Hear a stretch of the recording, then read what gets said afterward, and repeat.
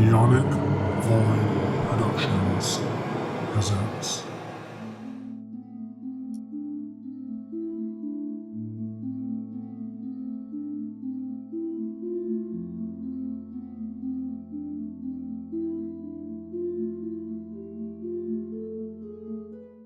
And cue the animation sequence or whatever the hell intro Devin has set up for book watchers, I will have to do an animation thing one time. or just get someone to do it for us. I don't got the money for that. I got the skills for it. I just forgot that I had to do it. Mm-hmm. Of course you did. Of course. I know. Well, You shit. smudged it. I did. I smudged the fuck out of it. Well, while Devin, ladies and gentlemen, Devin is experiencing some technical difficulties. While we wait for him to Desmudge my camera. get him desmudge his camera. Welcome back What's to up? Book Watchers, where the plots don't make sense and the movies suck. We're gonna read the books anyway. I'm your host, Jacob, and of course I'm joined with well, I'd be lying if I said beautiful, but my very ginger co-host, Devin. I am cute. Don't listen. I love how your mic cut out. I love how your mic. Because I went real quiet. I whispered, "I'm adorable." I said, "I'm cute." It cut out as soon as you said. I love how it's like it cut out right when you said like I'm beautiful, cute, adorable. I'm adorable. I locked down a man. A man thinks I'm cute. He doesn't. He's ignoring me. It's fine. It's fine. Hi, Devin. Your man is working right now. So don't be rude. I'm the center of his world. No, I'm not. I'm not the center of his. That's if I was one of those people, one of those gays, like I'm the center of his world. I'm not. Hi, what's up? What's good? What's popping? What's cracking? My back, his hips, his knees, probably. You know, more my knees than my hips. He's tall. He's freakishly tall, so his bones are gonna hurt more. 6'1" is not freakishly tall. If I still push you over, the taller they are, the harder they're gonna fall. You would know, and you're closer to the ground. And my elbow's in the shot. How dare you? Mm-hmm. How dare you? How dare you? Okay. I've totally eaten shit. I've tripped, completely face planted and everything, and I have not once broken a bone. So. And the one time I eat shit, it takes a chunk with me. It takes a chunk with it. Oh, I still have flashbacks from that, and I'm like, oh, because it hurt. Anyway, in the description below of our shindig cast here, you'll see a link to our link tree that will have all the stuff you'll ever want when it comes to the podcast for Neon Productions. You want to listen to me rant and rave about comic books with a different guest every week? There's a podcast for that. You want to listen to me DM and my players act buffoons, like blubbering idiots? There's D&D. There's a podcast for that. Of course, there's this one.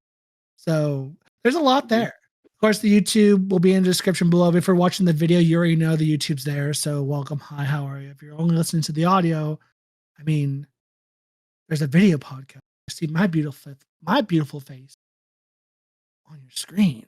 And unfortunately, his. It's neither here nor there. I'm too gay to function. Yeah, too gay. You're just too gay. Period. That felt like an attack. That's biphobic. Are you biphobic now? No, I hate everyone equally. I can't be phobic for just one specific group. You know, I just realized I am almost halfway through book 5. This one is a little bit shorter than the other books. Oh. Oh, yes. So Hi. Welcome to Jacob's corner of Jacob's stuff. I was going somewhere with that. My mind went. Yeah. How's the Wheel of Time going? If you didn't know, ladies and gents, he is on the journey to go through all 14 books, 14 large ass books of the Wheel of Time, and you're on book 5, right? I am, yeah, I'm on book 5, and with Kindle, you know, the whole Kindle Reader, Yeah, yeah, yeah, Kindle yeah. Reader. Mhm. Give me that. Yeah, so with Kindle Reader, it shows you like how much you've gone through the book already, like in percentage, and I'm like 32% through book 5 already. Ooh. With for more avid readers, more advanced readers, you'd be like only 32%. Bitch, I'm done already. And I started Girl, reading those yesterday. books are dense. Yeah, book 4 had over 1,000 pages, Mhm. and book 5 has a little under, so like around a little around 950 pages. So, well, hold on. There are, at least in my edition, there's 913 pages. Though this one is like faster paced. There's more going on. Like Ooh. the first 5, like the first 4 books kind of started out like okay, it was a little interesting, and then like in the middle it dragged a bit, and then it slowly picked up towards the end because like it's leading up to like a confrontation, and but now in this one it's just like, oh, page turner. It is, this book is more of a page turner. That's good. Get you through it. You Yeah. have 9 more after this one. Yes, and Jesus I Christ. keep spoiling. I keep spoiling it for myself because, like, since the book series is so long, Yeah. like, there's stuff that are introduced in like the first few books, and I'm just like, what happened? Because I know it's gonna like this. What they mentioned in book 3 is gonna like be important later on down the lines, but like I'm just like, I need to know now. So I'm He's like, okay, impatient. He's impatient. I'm impatient as fuck, and I'm like, okay, is this gonna happen later on? It does. Cool. That's all I needed to know. All right. Which book? Book 9. Fuck. Okay. Well, I got 4 more books to go.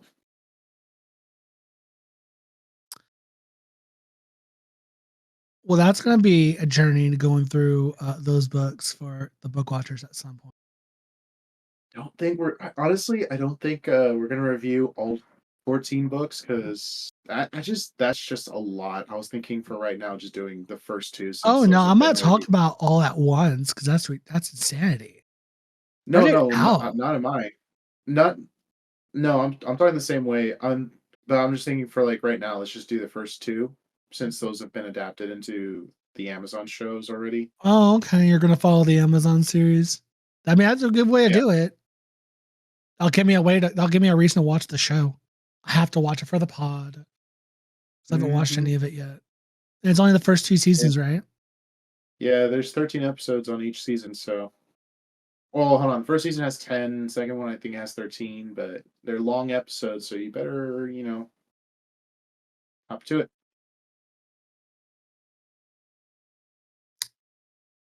Oh well. Anyway, Mm-hmm. what were we doing? Oh What yeah, were we doing? This is your episode, Devin. Godzilla. Grr. Rar. Hurrah. Rar. So we are going to continue, or I am going to continue on the journey down the series known as Once and Future. Ooh, applause. Applause. Yes, golf clap. So we are on volume 3. There are 5 volumes in total, and hopefully I will get through all 3 of the last 3 before the end of this episode. But we will see. So this one, volume 3, is called The Parliament of Magpies? Magpies? Parliament. Magpies. Yeah. Magpies? Magpies? Yeah, it's like a crow, but it's like black and white feathers. That's funny because that's literally what shows up in the first few pages. Of course, it's written by Kieran Gillen and the artwork done by Dan Moore. All the same people from part 1. Same people are they keep them throughout the whole thing. It's great. So now we're on chapter 13 of this series, and we pick up where we left at the end of volume 2. We start off volume 3 with Gran. You know her, you love her. She's back at the home that she's been staying at, and she's having a smoke while outside enjoying the nice weather, and a magpie flies up to her, and then another, and then another, and then another. 7 in total. Right? 7. Sorry, 6 in total. 6 magpies appear in total, and she's like, that's weird. One appears, and then a flock of them come up, and she's just sitting there with the smoke. She's like, huh. Now, what do they say about magpies? There's like 1 for sorrow, 2 for joy, 3 for a girl, 4 for a boy, 5 for silver, 6 for gold. Or if you prefer the other version of them, there's 1 for sorrow, 2 for mirror, 3 for funeral, 4 for birth, 5 for heaven, 6 for hell. And she's like, so which 6 are you? And they all start saying the word hell as this green smoke comes out of their mouth. And she's like, and then she pulls out a Glock and she just fires on them, blows their heads off. She's like, she kills off 2 of them, and she's like, not 6, 2 for joy or myrrh. Either way, that's pretty hilarious. And they're like, the 2 that are left are just like staring at each other, and then look back to her, and they start pecking and then so of course there's 2 left, so it's either joy or myrrh, or if you got 1 sorrow. So they both look at each other. The last 2, they look at each other, and then one of them bites off the head of the other, and it's covered in blood, and it looks at Gran and it says sorrow. They're really determined to get their point across. Wow. Like killing each other. It was great. It's great. Those are some pretty determined magpies. Yeah. And then, of course, Gran fires off a gun not at Patricia. She fires off a gun at the last magpie as it explodes in blood and gore. And she's like, I gotta know. Hmm? I gotta know magpie pronunciation, because you're Is it saying magpie? magpie. It's a magpie. I keep hearing you say. I keep hearing Magpie? magpie. Magpie? Oh. Well, when you say it, I keep hearing magpie. Babe, is it magpie or magpie? The bird. It's magpie. Magpie? Yeah. Well, I don't know if you can hear it. Bird. M-A-G-P. Magpie. Magpie? Okay. Mm-hmm. Magpie. Okay. Well, they're all 6 are now dead. And she's like, well, shit, there's trouble. So, of course, she has to call her grandson. And he's with Rose, because we left off with them too, with Duncan staying with Rose, and they're getting a little familiar with each other. Romance is blooming.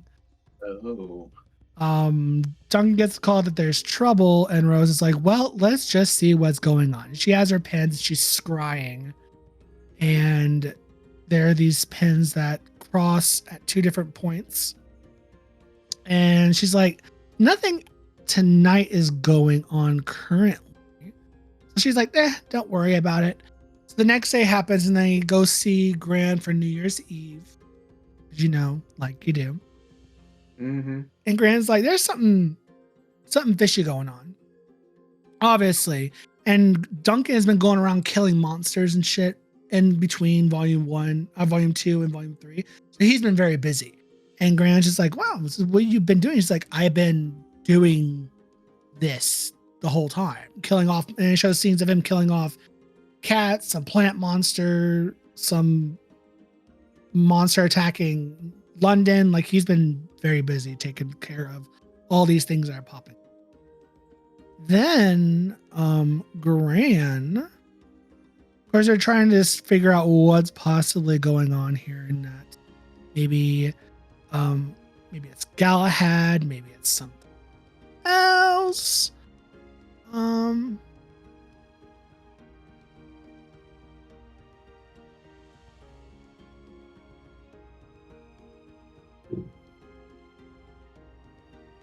And then they decided to take a trip over to the Lancelot Arms, which is in the middle of nowhere. And they're in there they're at a bar. And they're looking for basically the guys that Elaine or Mary or Nemu, all the same person, she's multiple names, that she might have been at to get goons and shit.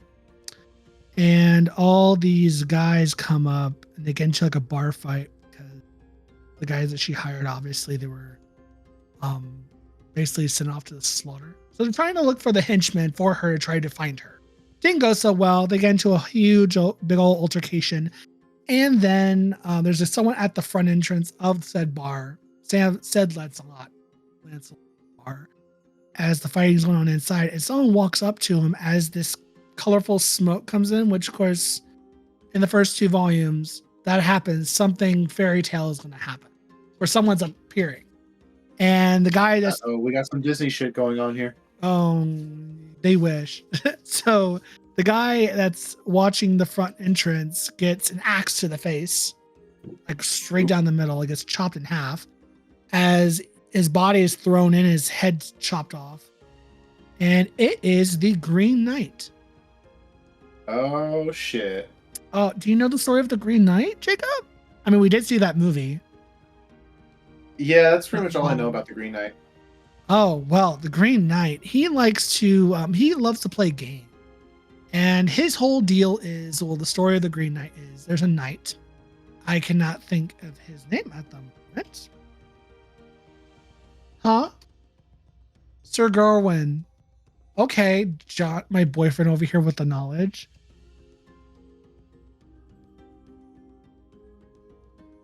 He did? Tolkien rewrote the Green Knight? Tolkien? Yeah. Yeah, because right now my boyfriend is hyperfixated on Tolkien stuff, and he's reading through The Hobbit and Lord of the Rings and the Silmarillion. Silmarillion. Yes, that, what you said. And I guess he retold the story of the Green Knight somewhere amongst that. And yes, there's a Sir Gillihan. Gillihan? Garwin. Okay, I gotta know. Garwin. Sir Garwin. It's a knight. So, Sir Garwin, it was challenged by the Green Knight to play a game. You could strike him once, and then the Green Knight will come back in 1 year to strike him. It's the whole shtick of the Green Knight. So the Green Knight comes in, he's like, who wants to play a game? And no one's having fun wanting to play games. So he starts hacking and slashing through the guards, chopping heads off and shit. And someone pulls out a shotgun and blows a hole through him and doesn't really do anything. Of course, it's magical. He's keep trucking along. And Rose comes up and says, I'll play a game. And everyone's like, oh, of course, Gran and Duncan are like, oh no, don't do that. So she becomes that knight and she kills him. She takes his axe and shoves it right through his skull.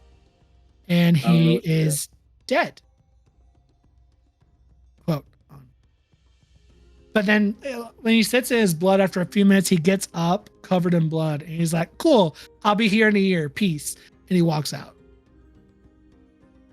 So now Rose is now part of the lore of Arthurian lore now. She has chosen her job. And she is now that knight that will be slayed by the Green Knight in 1 year's time. For 1 year from this day, the day after New Year. No. New Year's Day. Sorry, New Year's Day. Because she killed him. She struck him on New Year's Eve. So New Year's Day, 1 year and 1 day, he'll come back. He'll want to take a strike on Rose. Oh shit. Yeah. So they're like, that's a problem. That's a later problem. They're like, that's not that big of a deal. He's gone for now. He's not that much of a problem now. So they're like, cool. So they're cleaning out the bloodshed and they're trying to get answers because everyone's dead except for one person who is dying because his intestines are outside of his body, spread about, but he's not quite dead yet. So they're like, so you could die and like die a bitch, but like you could help save the world by telling us the information we need to know. So you'll die a hero and not a little. He doesn't. He doesn't. He dies. He dies before he can say anything. And he dies a very painful, agonizing death. And they leave. They take his motorcycle, which is kind of hilarious. And they decide to go down back as Rose goes back home to do more scrying to figure out what's going on, because obviously there's something afoot. And there are points all over England and Great Britain are just active. Stuff is popping up out of the woodwork. It's worst case scenario, it seems. And Rose tries to call Gran and Duncan, but Duncan's mother, Mary Lane Nemu, pops up and tells her, we need to go for a walk, and has a gun pointed at her. They like to point guns at each other a lot in this series. For no, they don't fire it. They just like, they're coming for a walk. So Rose is kind of, SOL, and she's trying to talk down her boyfriend's boyfriend. I mean, I guess you can call them a relationship at this point. Lover. And of course, Duncan and Gran go back to the Fisher King's house, his grandfather's house. And they're like, cool, we need to go to they're trying to get back to the castle where the Holy Grail is located. And they're like, well, the Fisher King's dead, so we need to find another way to Otherworld. So they decide to try and make an entrance themselves. Rose is back, of course, held up at gunpoint with Mary, and she learns more about the story of Mary and how her two boys, Duncan and Galahad, and how she wants to save Galahad at all costs. And she's like, I fucked up. She's starting to realize she kind of fucked up, and Galahad's now this monster that she just, at the end of the day, she wants to save him, turn him back to being normal, not this stater monster abomination that he was. Wait, did I say that that they put they put him on a horse? Made him half horse? Like centaur half horse or a satyr? Yes. Like he lost his lower half, so they just put his upper half on top of a horse's body. I can't remember. I can't remember if that happened last time or not. Well, it might happen in this volume then. But he becomes like a satyr because they put his torso on top of a kind of horse's head off, and they stick his body on top. Well, a satyr is a half goat, but they only have like just 2 goat legs. Not a satyr, a centaur. Sorry, a centaur. Centaur, yeah. Yeah, not a satyr, a centaur. So they go back to Grand Duncan. Of course, they get hot water, and they try to make their own entrance to Otherworld, and they do through a tub. Lancelot decides to pop a visit. And of course, Lancelot, for those of you who don't know, came in last time, and he's like a knight made of water, because they're going off of the whole idea of, because Lancelot was raised by the Lady of the Lake. So his powers, or at least in here, deal with water because of the way he grew up. So they comes across Lancelot, and Lancelot is pissed because this is when he found out that Elaine is not. That he laid with the wrong woman. Yeah. Yeah, Gran and Duncan made a cauldron, blah, blah, blah, in a tub. Something about Lancelot not fucking them. Lancelot's one of the original hard lads, blah, blah, blah. He's speaking French, allez-vous français. She became Elaine. Oh my gosh, she slept with Lancelot and had a child. Oh no. Oh my god. And she found out how to do this with the whole tub cauldron thing when she was a child because of her father. And her father threw her in the tub in the cauldron. Lancelot saved her. That's how she met Lancelot. Because as a child, she was raised in all this mess with her mother and her father being the Fisher King. And she got thrown into the tub, almost drowned, and Lancelot saved her. That's how she met Lancelot all those years ago. And Rosa's like, oh my God. And then, of course, Mary is like, you don't know what kind of game you're fucking playing. Okay, cool. It's not your story. Blah, blah, blah. Who cares? Lancelot I say blah, blah, blah. Blah, blah. I say blah, blah, blah. There's a lot of drama. Nothing that important, honestly. It's a lot of background and Mary realizing she kind of fucked up, and then the government gets into play. So not the prime minister, because the prime minister's dead, but that was last week. His head got chopped off. Mm-hmm. Yeah. It was the government, shadow government, the guy that Gran was in connections with the whole time. He pops in and saves Rose, or holds Rose at gunpoint. Says, yeah, you're coming with us. So the government's involved now. Shadow government. Yeah, the fucking shadow government. And then we jump over to Otherworld with Merlin and Galahad. And he's like, so Merlin, when do I go? When do I leave? And Merlin's like, well, you failed us the first time. So we need another way, a different story to tell, because you're a failure. And King Arthur is sitting on the Siege Perilous, looking like a fucking necrotic plant looking monster.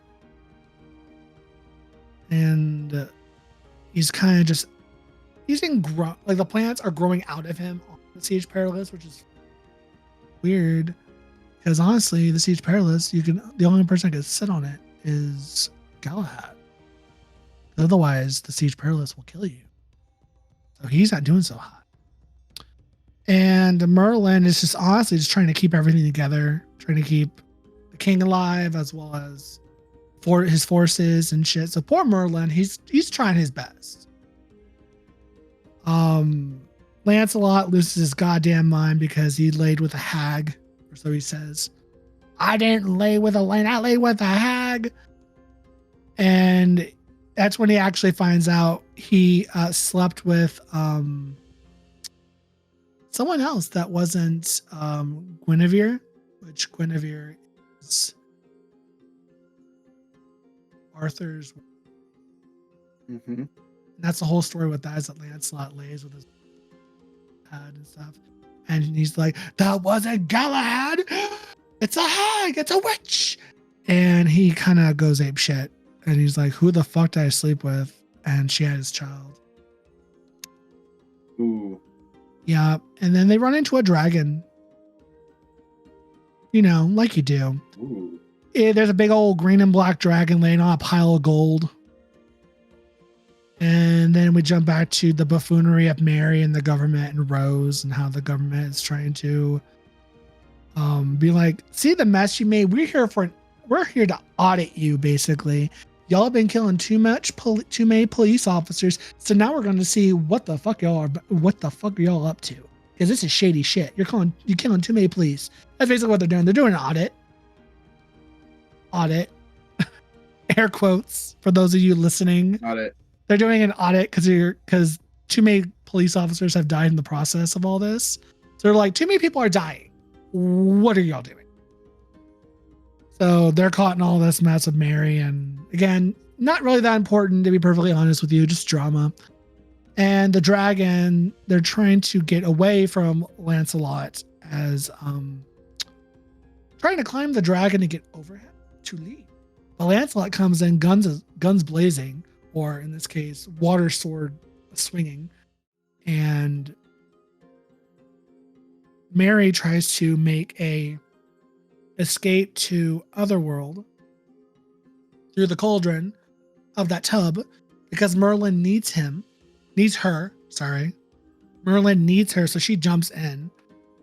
Goes to Otherworld as Duncan and Gran still try to escape Lancelot, but the dragon wakes up. So they're like, well, shit. Rose gets The drama. Oh, the drama. Rose is still caught in the mess of the government and freaking Gran and her shit, or Mary and they call it. The government gets into the bathroom and sees the cauldron, and they go through it. They go to Otherworld. And what's funny is the guy that's in charge of them is like, you see nothing, you hear nothing. If anyone asks you, where have you been? You don't fucking know. None of this is real. You know nothing. And the guys are like, what is this? And he's like, I said you know nothing. Why are you asking questions? Don't ask questions. So everyone's like, this is weird. But the soldiers go in, not knowing what they're getting themselves into because their guns aren't going to do shit. Merlin comes in, wakes up Galahad from a pool of blood, and he says to go hunt, ride forth, and basically go get Mary because Mary's in danger. So she's sending her son to go get her, or Merlin's sending her son to go get her. Mary is caught by Lancelot, and Lancelot's like, who are you? You know, drama stuff. Lancelot was lied to. He was laid with, had a child that he didn't know about, that he wasn't planning on having. And he thought he was laying with someone else, and she lied. And of course, Galahad comes in, and he's a total centaur now. Half man, half horse. With like the horse half of him, maggots coming out of it. It's gross. Kind of cool though. It's like an undead centaur. And then of course, Lancelot and Galahad duke it out with the government coming in firing weapons, and guns obviously are not going to do shit. So they're like, wow, y'all are fucked. The dragon wakes up. Now the dragon's thrown into the mix. Ass is flying everywhere. People are getting burned alive. And now, and of course, Lancelot's fighting the dragon. They're all making a run for it. They all make a run for it. Did you say acid or Acid. ass? Acid. Okay. Acidic. Okay, because first Ass. Yes. Ass. Total ass. Ass is flying everywhere. Everything Someone's is burning. Someone's ass was flying everywhere. It was getting melted, but acid.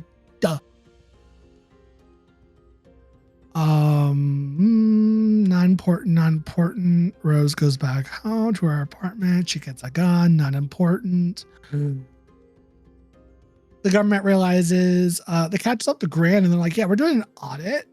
And she's like, well, she got crazy. And the government's like, well, thanks for letting us know. The audit's done. So they all kind of make a run for it. And then we come to Arthur sitting on that chair again, and he's dying. He's like, this tale is too long. I may not see its end. Because this Arthur's dramatic for whatever reason. That's what I get from this Arthur, the undead Arthur. And you may be asking, why are you saying the undead Arthur? Let's go. You'll find out. He's not the only Arthur. Oh, but this Arthur is dramatic. He's a drama queen. He's an undead drama queen. Boo-hoo, woe is me.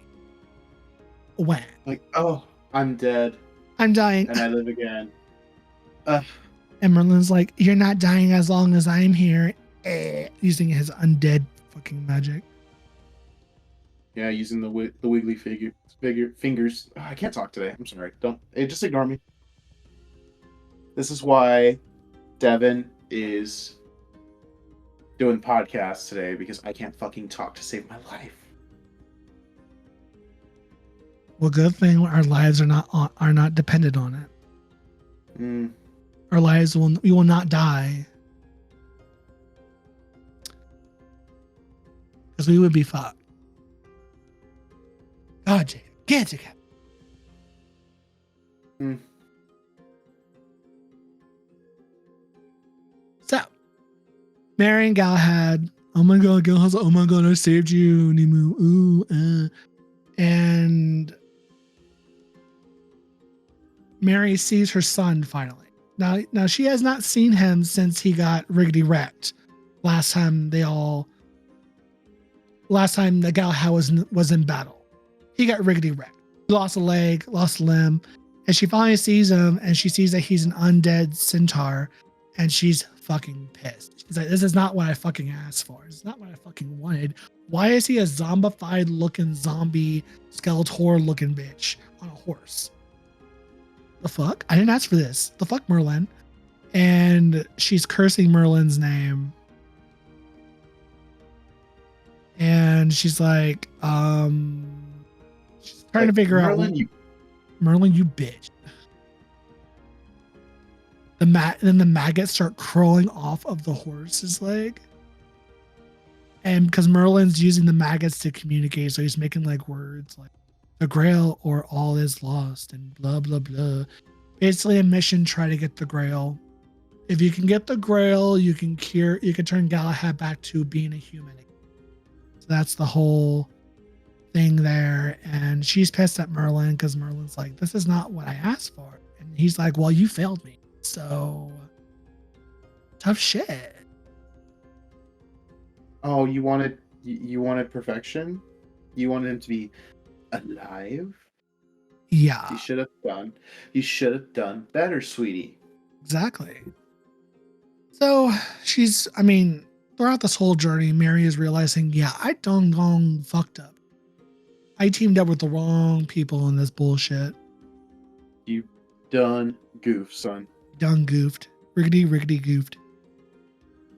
Then Merlin is still acting all emo and mopey soapy because of Arthur being mopey and depresso distresso. You know, it's a lot of drama in this one. Depresso and the espresso. Yeah, it sure is. Then we jump to Rose finally entering Otherworld, and she's like, where is everybody? Because she's in there by herself, and she's like, okay, now where do I find them? So she's wandering around as everyone's running away from the dragon, and they come up to the Holy Grail, or the ghost holding the Holy Grail. And they... Just to segue for a bit, I've never been able to like get a full comprehensive understanding of the story of King Arthur. Like, I know in the Arthurian legends they went on a quest to find the Holy Grail. Did they ever actually find the Holy Grail? Did they use it, or was it one of those things where like, oh well, it's not really important, it doesn't really exist, or... Again, the Arthurian lore is very convoluted. It depends on which version of the tale you're looking at. There are some versions where I think they do find the Holy Grail. So you got the versions from Britain.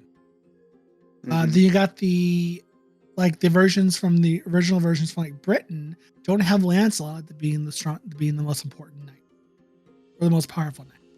Lancelot didn't become the most powerful knight until the French got a hold of the tale of King Arthur, and they made their own version of King Arthur, which is weird. And that's where the whole Lancelot's the most important knight. He's the most powerful and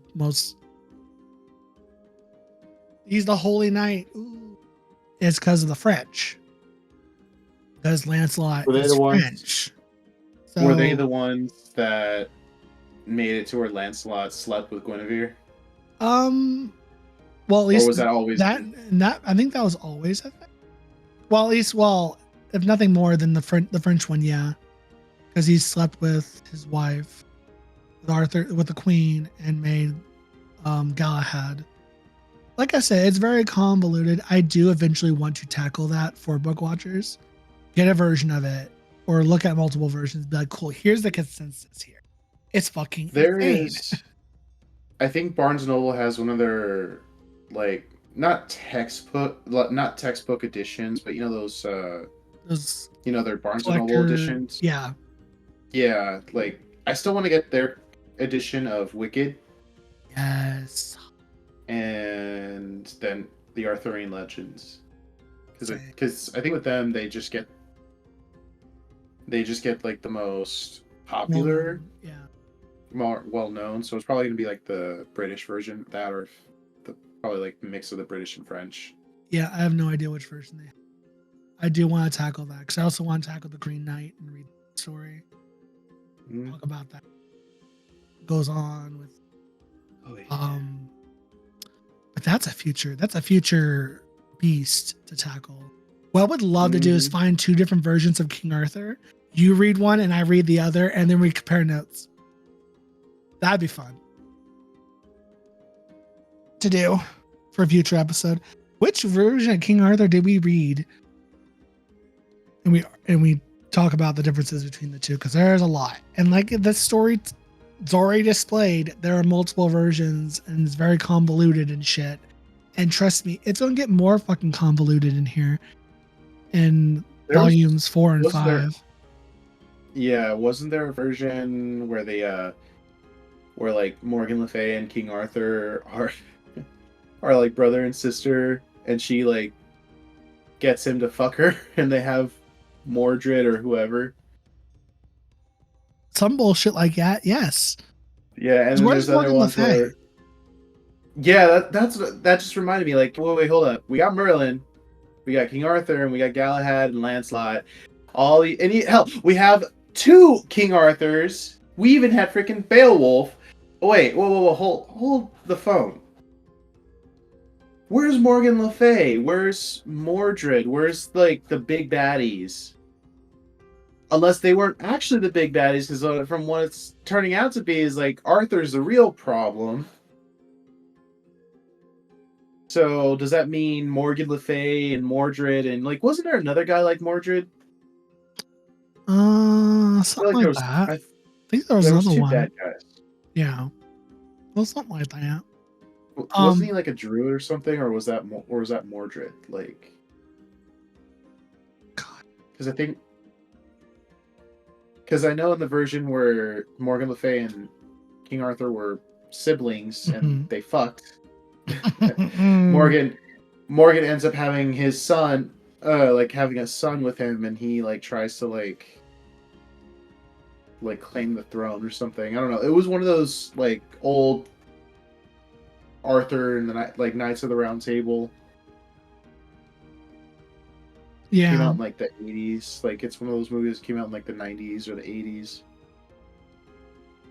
I know that version was a version my mom hated because my mom is very Christian, and that one had like a lot of sex and a lot of like full titties. Full titties. Big old full frontal nudity. Let's see. We are not at the part yet of William Shakespeare. Oh, I mean, you heard nothing. You heard nothing. Yeah, I heard nothing. You heard nothing. So back to the dragon. The dragon's getting his ass beat, and Rose is like, a dragon? An actual dragon? And she runs to the dragon's aid, and she's like, oh my god, he's hurt. There's something sticking like out of his body, like a thorn or some shit. So she goes over there and she rips out Lancelot's sword, and she's like, he was hurting. She befriends the dragon. She literally befriends a dragon, and the dragon's like, oh my god. Well, he doesn't say any language, but he looks like, oh my god, thank you. So freaking, she befriends the dragon. The dragon calms down. The dragon's not violent anymore. And she's literally petting the dragon, and Grant's like, can we use it? So Rose gets on they all get on the dragon, and they fly off into battle as they start wrecking fucking Galahad's shit. He gets his ass wrecked by a dragon. It's great. And Merlin's pissed because the plan's obviously not going the way he wants it. And then he's like, why do they have a dragon? They dropped it because Galahad has the Holy Grail and he's running back to King Arthur. So of course they got the dragon. He drops the Holy Grail, and all the blood, liquid inside the Holy Grail disperses everywhere. He fucks up. Oh, Yeah, he fucks up. oh yeah, because that's another legend of the Holy Grail is that it has the blood of Christ in it. Yeah. So, blood of Christ for you. Yeah, when they drop the Grail, it vanishes again and returns back to the castle that they were once at. And Galahad lost his arms, and Merlin's not happy. Mary's not happy. She's pointing the gun at Merlin's head, thinking that's going to solve anything. Again, lots of drama in here that's not really that important. It's more so of like Mary realizing like, I'm going to get what I want if I have to point a gun at every goddamn person to get what I want. And obviously that's not working out for her. So they leave the dragon and they piece the fuck out. They go back through the tub and the government's just like, yeah, nah, the audit's done. You're good. You're Gucci. Keep doing what you're doing, babe. Keep doing what you're doing. We'll mind our own goddamn business. It was great. And then they take Gran back to the nursing home, and then we jump back to Arthur, who is a corpse covered in maggots now because he's rotting away due to the Siege Perilous. And Merlin's like, I failed. And Arthur, being depresso, is like, oh no, I am done. My story ends here like this. And Merlin is just like talking to him, and Arthur's like, don't speak to me in riddles. I'm dying. You know Arthur's gay. You know he's gay. He's giving the drama. Woe is me. Very least bisexual. That would not be surprising. I mean, one of the knights is supposedly gay anyway, so. Which one? Oh God, you would ask that. It was the one that for research purposes. It was the one that was in the Green Knight, that Green Knight movie. That knight that was gay, that what's his face came across that kissed him, turned himself into a woman and kissed him. That's an actual knight of the Round Table. They took that character and they put him in the movie, but yeah, he's gay. You know what? Hold up. Let me look this up. Let me look up that name, because there is a knight that is supposedly a knight of the Round Table gay. I'll have to put.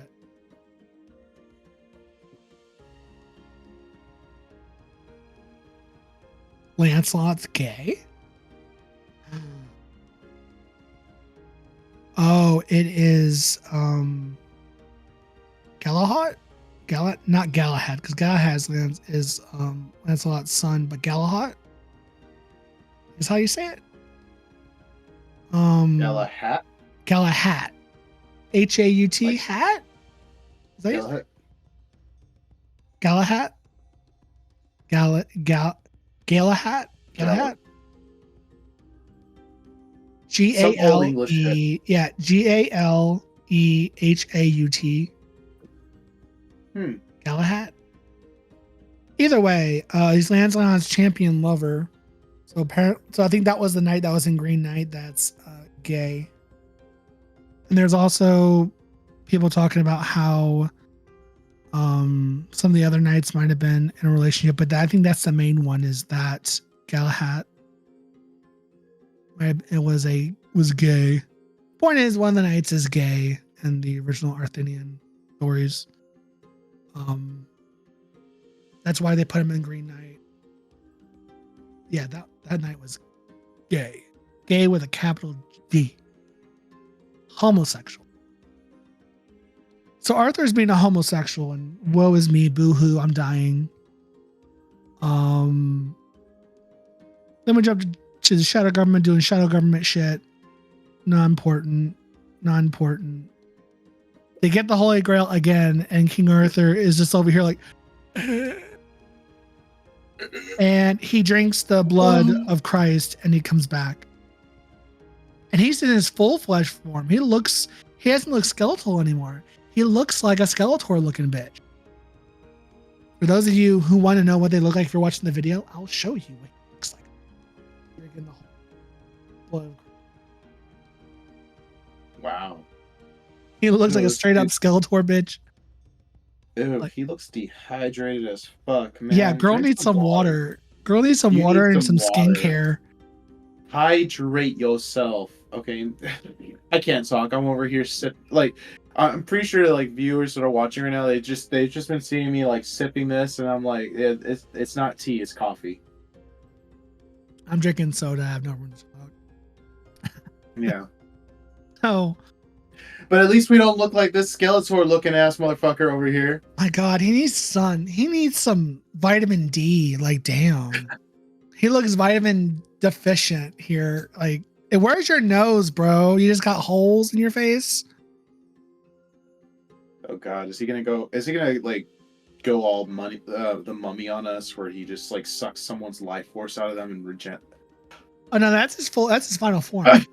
That's his Okay, final, that's his final form. I was about to say the look on your face. I was gonna say like, oh, did I just call it? No. Is he like gonna be like sucking people's life forces now? He did that. He did that in the first two volumes. When he came back to life, and how he got to where he was he sucked the life out of Anglo-Saxon men. But no, that's his final form. Is Skeletor looking He-Man ass. Yeah, and Merlin's over there grinning. He's like, "Yes, my lord, you're back." Well, I think you and I are safe because I mean you're Irish and I'm only half. Well, you're Spaniard. Not. He might kill you. He might think. think. He might have to think on it. He'd be like, I just like maybe just like a small percentage. You got Anglo-Saxon in you though, being a Brit. Yeah, but like, so you're like he's but like, and Spaniard on top of that, and Mexican. He might be like, I'm pretty sure somewhere along the line there is like some form of Native American on my dad's side of the family. Because like we've been here since colonial times, so we are so far removed from the British that I can't even say that. Like I can't say, oh yeah, I'm British. Like no, it's American. No, but you still have British blood. He might side eye you. And you're like, you. I'm sorry, I don't speak English. With me, they'll be like, oh my god, it counts, and I'm like, oh my god, yes, you're correct. Thank you. He might just enslave you or just kill you outright. You're right. Honestly, he'd probably look at me and be like, ugh, a fairy. He'd be like, ugh, a fairy. Get the fairy out of here. And I'm like, I'm not a fairy. Yeah, back to Under the Hill with you.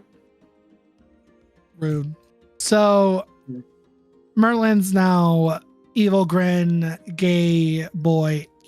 My lord, you're back in full force. Yay. And they're all losing their fucking collective minds, of course, as Arthur rips off someone's head and everyone's like, oh my god, no. I spoiled it for myself. I spoiled y'all. I'm so sorry, y'all. I got ahead of myself.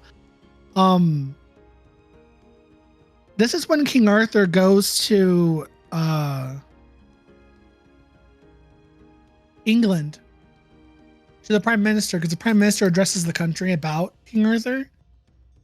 At the very end, they're watching the news. And you see the Prime Minister, and Arthur comes back, and he appears before the Prime Minister, and he rips his head off on national television. That's how Arthur introduces himself to the world. Is he takes the head of the Prime Minister and just twists it off. And I'm like, that's an entrance. Talk about dramatic. And he's like, perish all Anglo-Saxon kings. And everyone else in the rooms turns into like maggots start burrowing out of their skin. Gross. I welcome you to a new land for all true Britons. A death for all with a drop of poison in their veins. And the TV cuts. And then the whole land, and they look out the window, the land of the country of Britain, Great Britain, starts changing. They have merged with Otherworld. So Britain, as a country, has been moved into Otherworld. Oh, shit. Shit gets real. So they're like, well, shit. And they look out and they see all these monsters and dragons and shit flying about, running about through the land of Britain. And they're like, well, fuck. And that is the end of volume 3. We're in danger. Oh, yeah, they're in 100% danger. They're in Ubu. We're in trouble because now Britain's been taken over. Wee woo. Wee woo, wee woo. Come on now. So we go over to volume 4. And volume 4 is called the Monarchies of the UK. Took me a second. I'm like, monarchies of the UK. Volume 4. Huh? Volume 4, that's what it's called? Yeah. Then we jump to back in, this is a little time after volume 4. Volume 3, sorry, volume 3. And they're still fighting monsters and shit. And they come across basically they've just been hunting monsters, trying to defend themselves, trying to survive, honestly, because people have been devoured by monsters and shit since King Arthur brought in Otherworld. And then they get attacked by fairies. Fairies are a problem, apparently. And the only way to keep fairies away from you is if you ring a church bell. Yeah. There's that Christian influence right there. Yeah. These I'm pretty sure pre-Christian, you probably just needed iron. Well, I don't know. I read too many like fantasy books, and a lot of them, when it comes to like fairies or the fae, they are repelled by iron. Yeah. Is that it's that, old that, it's is that, yeah. It's old world versus new world. And how the okay. new world burns the old world. That's why you have like an nerd alert. I'm a nerd. Pokemon. Fairy types weak against steel types. Because of that. Oh my god. Because of that whole lore. Oh my god. That's insane. That's funny. It's funny. I was like, haha, I see what you did there. Me being the only person on the planet, I'd be like, ha, I know what that means. Someone did their research. What I'm like confused about though is like, why are dragon types weak against fairy types? I think more so the fact of like dragon types were too overpowered for Pokemon, so they had to balance it out. And they balanced it out by making fairies. So now fairies one of the strongest types in the game, if not the strongest type in the game. Well, dragons are still powerful in my opinion. So I think fairies are now just one of the strongest types because they're strong against dark and dragon, but they're weak against poison and steel. They have like a weird resistance to fire. But I think that was more so for the fact that balance out the dragon types because the dragon types are kind of over. But yeah, okay. These fairies are like weird looking insectoids with teeth on their torsos that have like a mouth. And then they look very insect-like. And they're wreaking havoc and they're running the fuck away. And now Rose is stuck in a car as it's surrounded by these fairies. So, even in lore, are fairies like depicted as something being like bug-like? Because I know there are many different types of fairies, like, you know, leprechauns and brownies. Yeah. Those are fae. But like, is that common?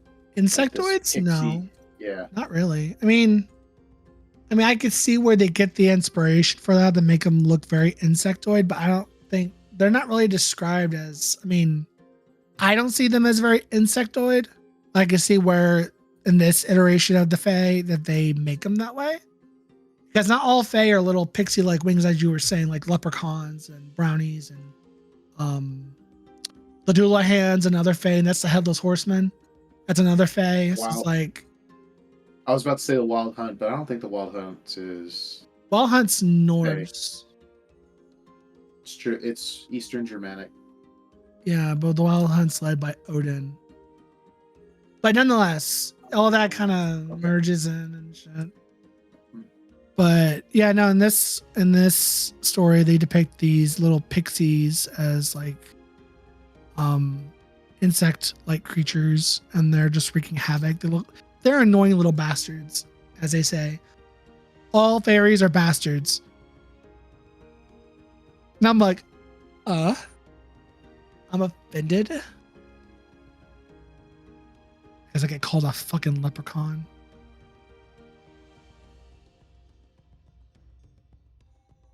Do I look like a leprechaun to you? Don't answer that. Don't answer that. I know where you live.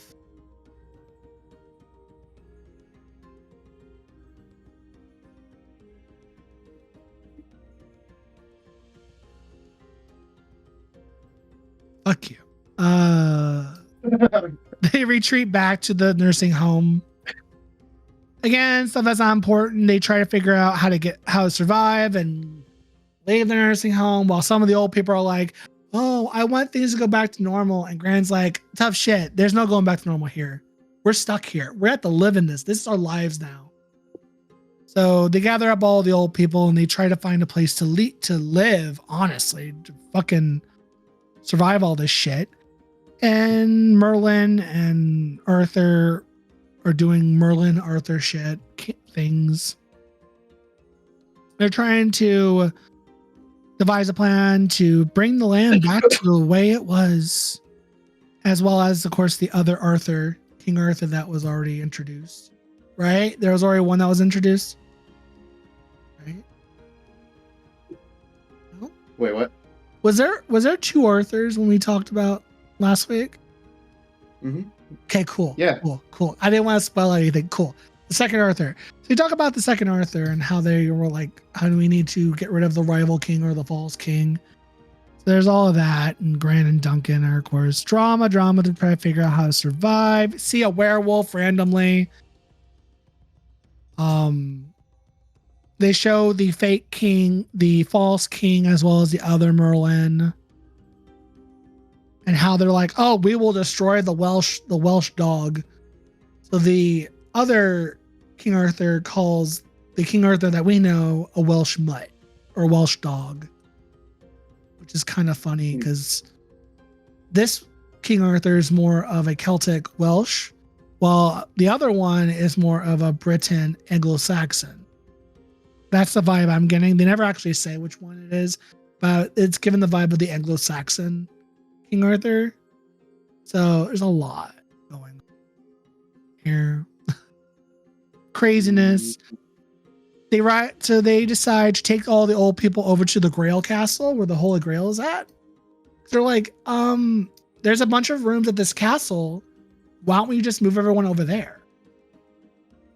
And they're like, great idea. So they literally, Duncan's on the back of a truck hitting the bell, the church bell, to keep the fairies away as they're transporting everybody to the castle, to keep the fae away, because the fae are scared of the bell. I mean,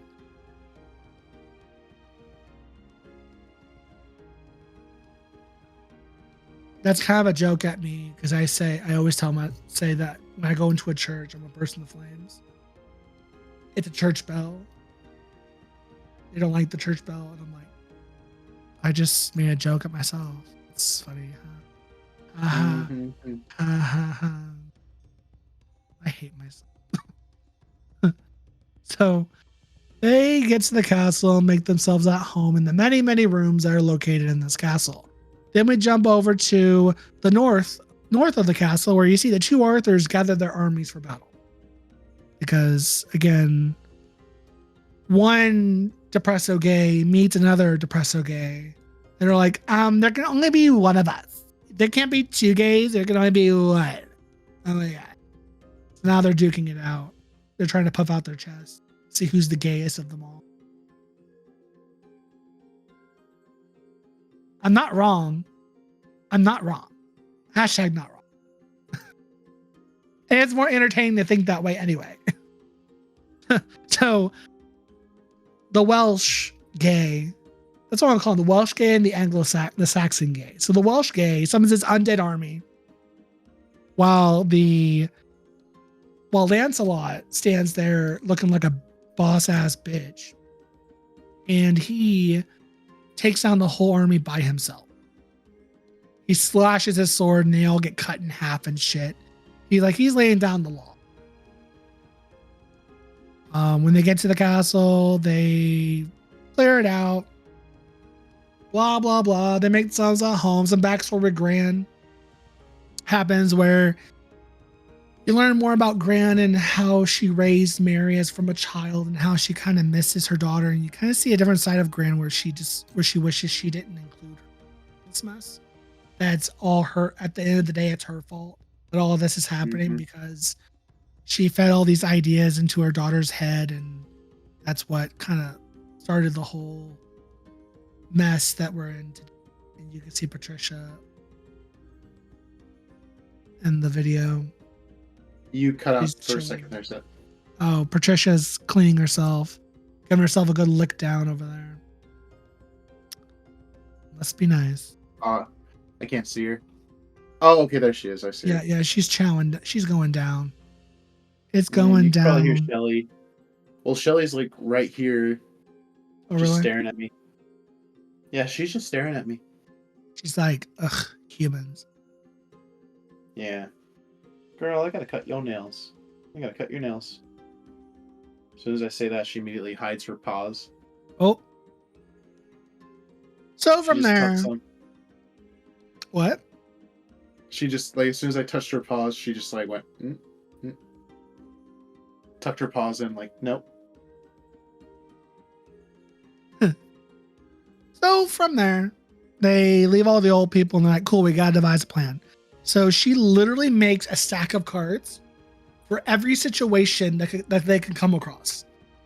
So like they have a card that says how to handle fairies, how to handle giants, how to handle werewolves, how to handle any other monster that comes their way. They have a whole list of stuff they can look up and figure out, cool, how do we handle this problem?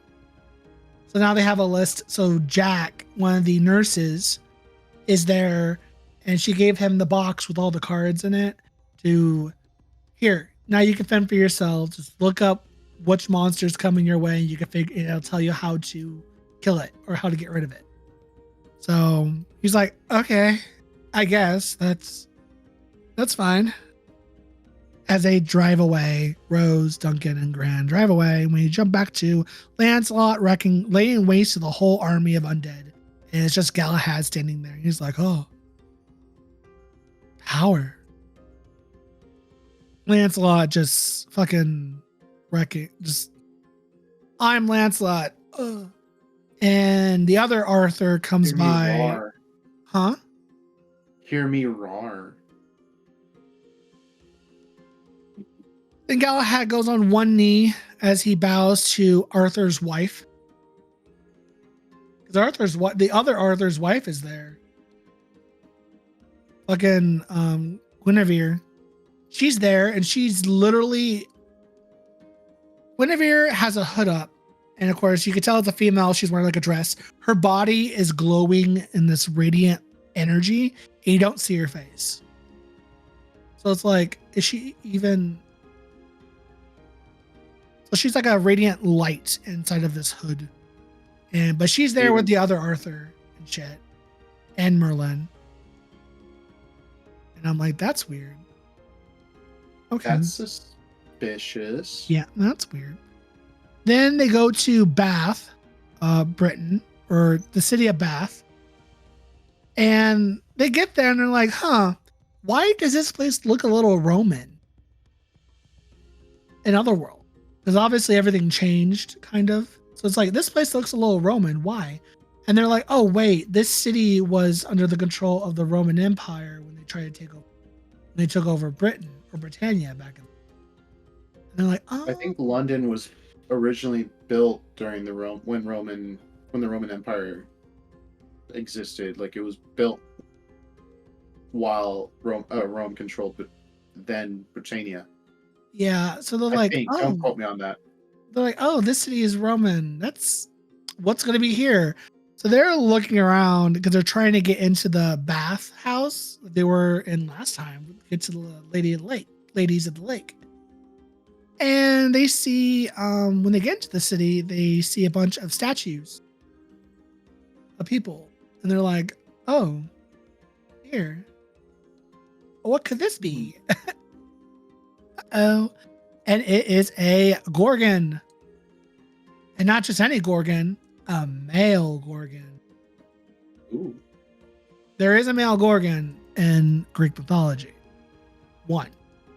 Really? Yes, there is. There is one in particular. I don't think he was in it. I think he only had like one appearance or some shit. But yeah, not all the Gorgons are female. There's one man. But in this one, he's just a Gorgon. There's no like particular reason why he's there, lore wise. But he's just there. I'm over here just Googling it. On the male Gorgon. Let me see if I can- Gorgons. So you have family of them. No, that's not what I want. God, I want to find his. Not Medusa. We know the queen. Yeah, I think his name is Nanas. Well, that's the name I found, but the only thing I can find about him is on Reddit, and I'm like, I'm not gonna go off of what some so-called experts on Reddit. I think to say. I think it is Nanas. I will have to get back. See if I can find sources I was using when I was doing Greek. He of the gods. But I think Nanas is his name. Don't quote me on that though. But there was one male Gorgon. He wasn't that prominent in anything really. I think he was mentioned like in the early Greek stuff. Because obviously the main Gorgons are Medusa and her two sisters, depending on which version of Medusa you're reading. Because there's some versions of Medusa saying that she was a human turned into a Gorgon, while there are others saying that she was born a Gorgon already. And she has like two sisters and shit. So it depends on which version. But the male one predates Medusa, if I'm remembering. But they're not around like at the same time. Like Perseus doesn't come across them already. Nonetheless, there's a male Gorgon running around. Huh? Yeah, Greek mythology is very convoluted. It is, but at least we have the whole thing of it, pretty much. Unlike some mythologies that we don't have, because some church decided to butcher them all. This is not that podcast to rant and rave about that.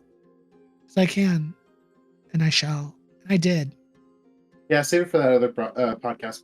There's a whole episode on that. We did Norse mythology, that I rant and raved about it. But yeah, there's a male Gorgon running around turning people to stone. And his design kind of looks beast. His design will show up in the video here. If you haven't already, for Jacob's purposes, I will take a picture of it and send it to you. Because I kind of like his design and the way he looks as far as the Gorgon vibe and the Greek-Roman vibes he has going on. It looks kind of lit. Like the long snakes that are wrapping around his body and shit. It looks cool. I like the design. Okay, excuse me. He can turn people to stone. Yeah, he has that typical Gorgon vibe. Turning people to stone when they look at him. They're like, well, shit. Now we gotta get through here without him finding us. So they try to walk around. Actually, they're there to try to get Rose's parents, because Rose's parents live in Bath. And Rose is like, we gotta get my parents. And Gran's like, they're a lost cause. She's like, no, we're gonna go save my parents. So they had to get past the Gorgon to get to her parents. And you meet her parents. They rescue him. And her father is like an expert. He loves Greek and Roman myths. So he's living. Like he's ready for it. Like he has a shield. He knows what to do with the Gorgon, everything. Oh, he must be just he's just enjoying himself. Yeah. Like, oh, all of the United Kingdom is now part of Otherworld. But hey, look, there's a Gorgon. Yeah. Oh no. Yeah. Shit gets weirder. It gets weirder. As they try to devise a plan to escape the city with their parents, they are interrupted by somebody calling to them. Someone's calling for Rose and Duncan, because Duncan's Percival and Rose is that basically the knight from the Green Knight. They're both knights of the Round Table. So there's another knight calling to them, being like, "Hey, you're being called to service by King Arthur." And they're like, "Who the fuck are you?" And they're presented by another knight from the Round Table. His name is Iliad? Not Iliad. Oh my god. Eliold. Eliold. Elliot? Elliot? Wait, Elio what? Old. Eliol. Eliold, yeah. Yeah, he comes up and he's like, you're being requested. All the knights are to be recruited and sent back to Arthur for war. And they're like, we're not going. And this knight doesn't look undead. He has the typical like knight wear with like his helmet on and shit. So you can't see that he's really undead. And they throw a bomb at him and it gets the attention of the Gorgon. So as they're trying to escape the knight that's chasing them and now the Gorgon, they're like, wait, let's put the Gorgon versus the knight. So they do.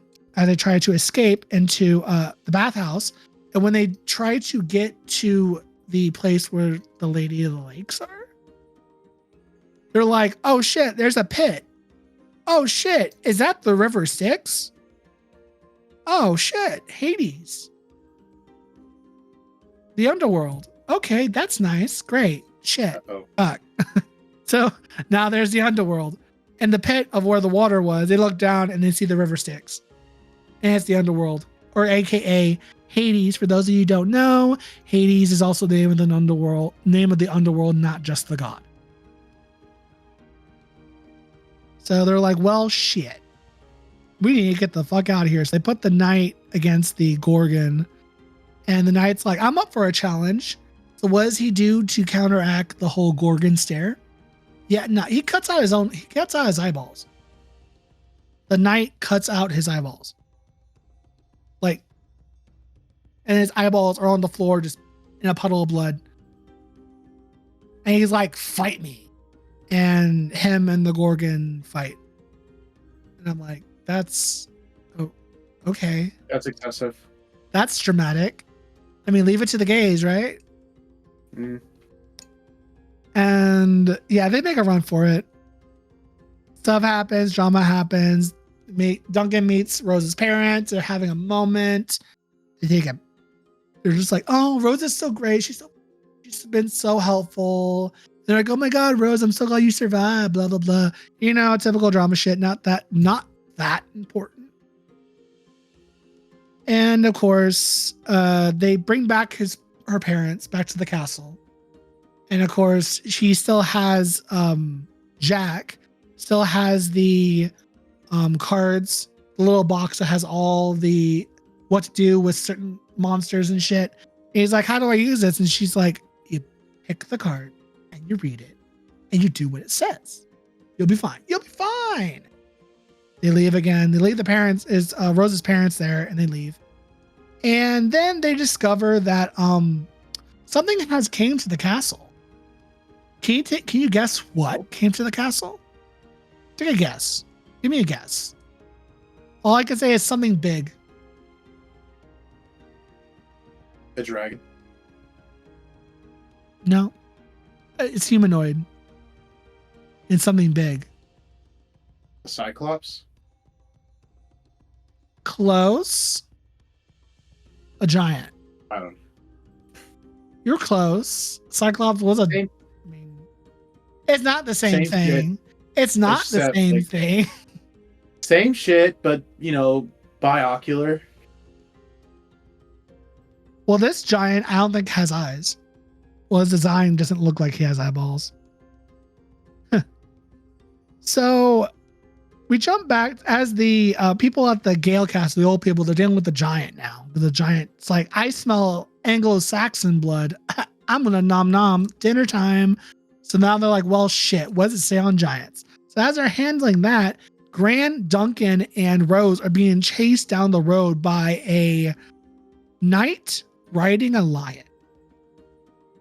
Oh my god. And you may be asking, which knight is this? God, which knight is this? Join the true Arthur. Which knight are you? Who are you?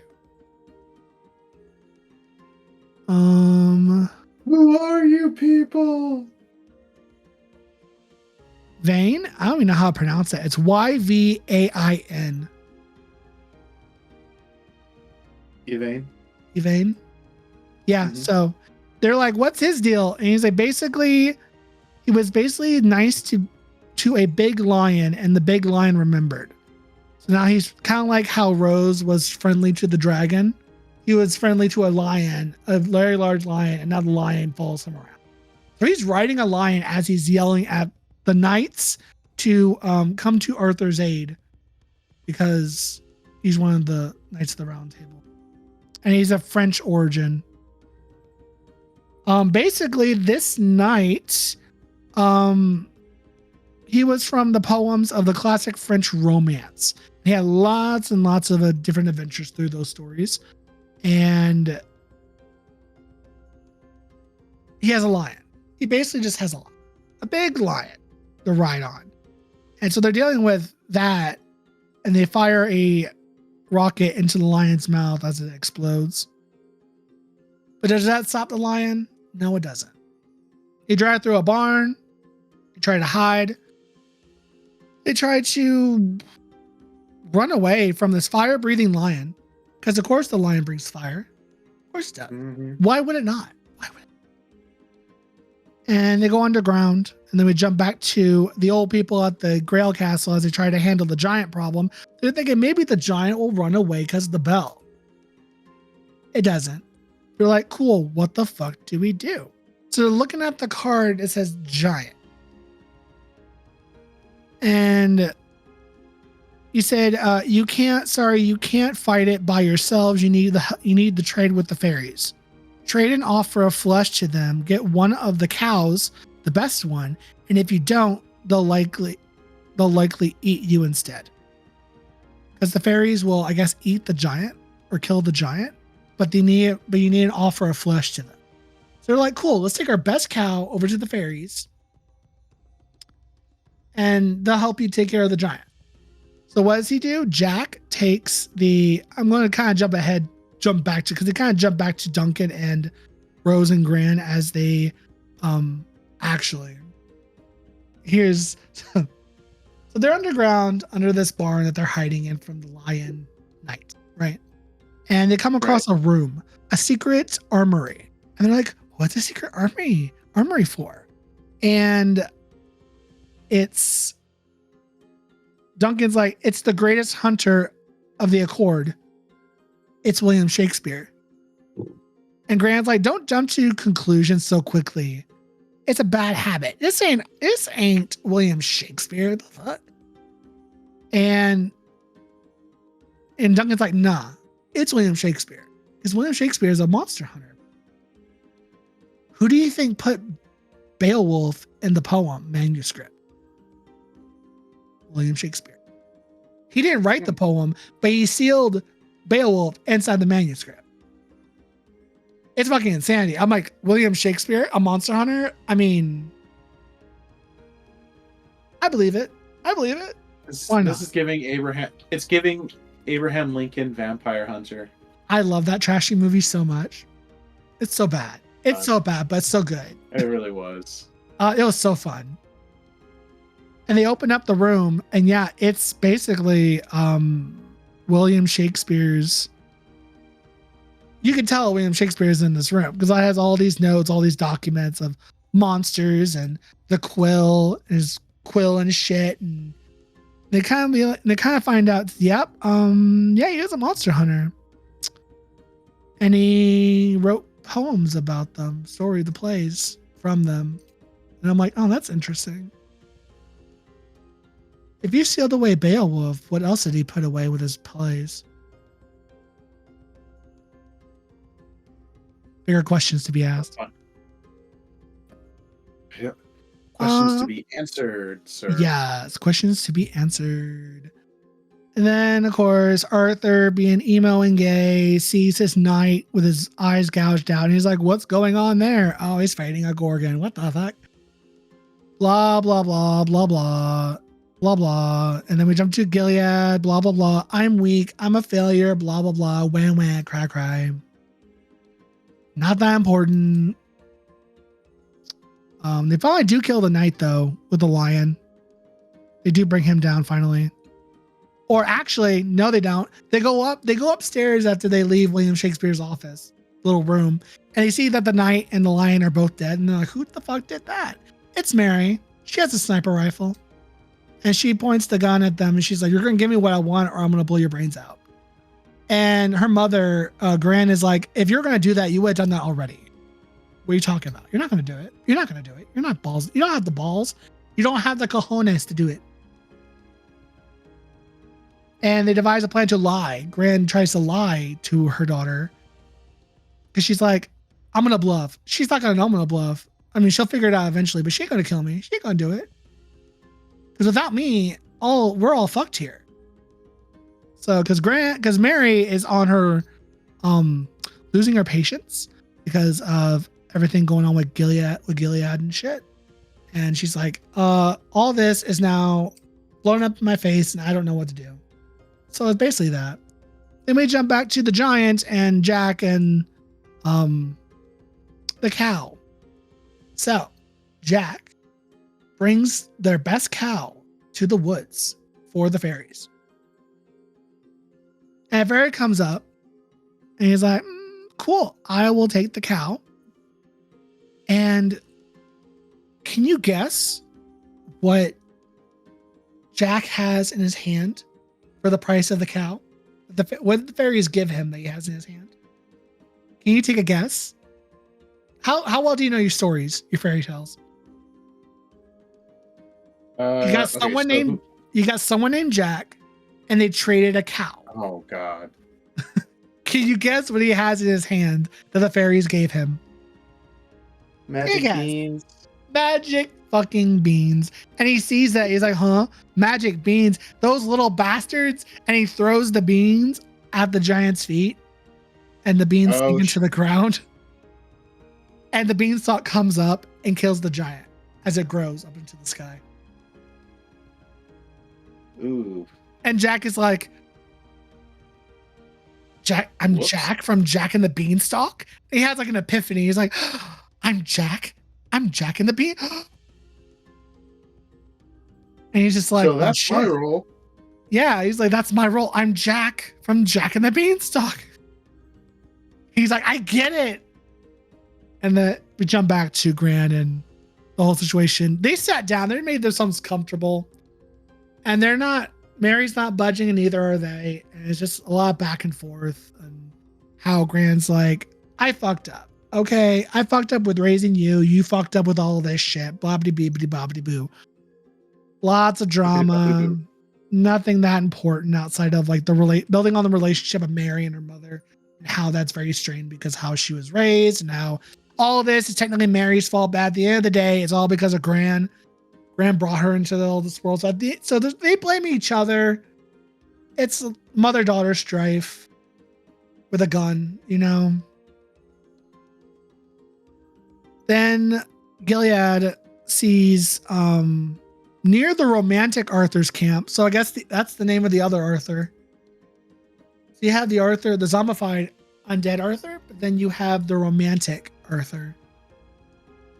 Apparently is what he's called. I didn't notice that until just now. Oh, another other. No, the second one. Oh, so the second one is the romantic? Yeah, the second one is the romantic. So romantic in the sense that it's French. Roman based? No, it's the French one. It's the French one. Because Lancelot is the most famous one out of that group. Because the other one doesn't have a Lancelot, apparently. Yeah, but romantic means that it's something that was influenced by Rome or something Romanesque.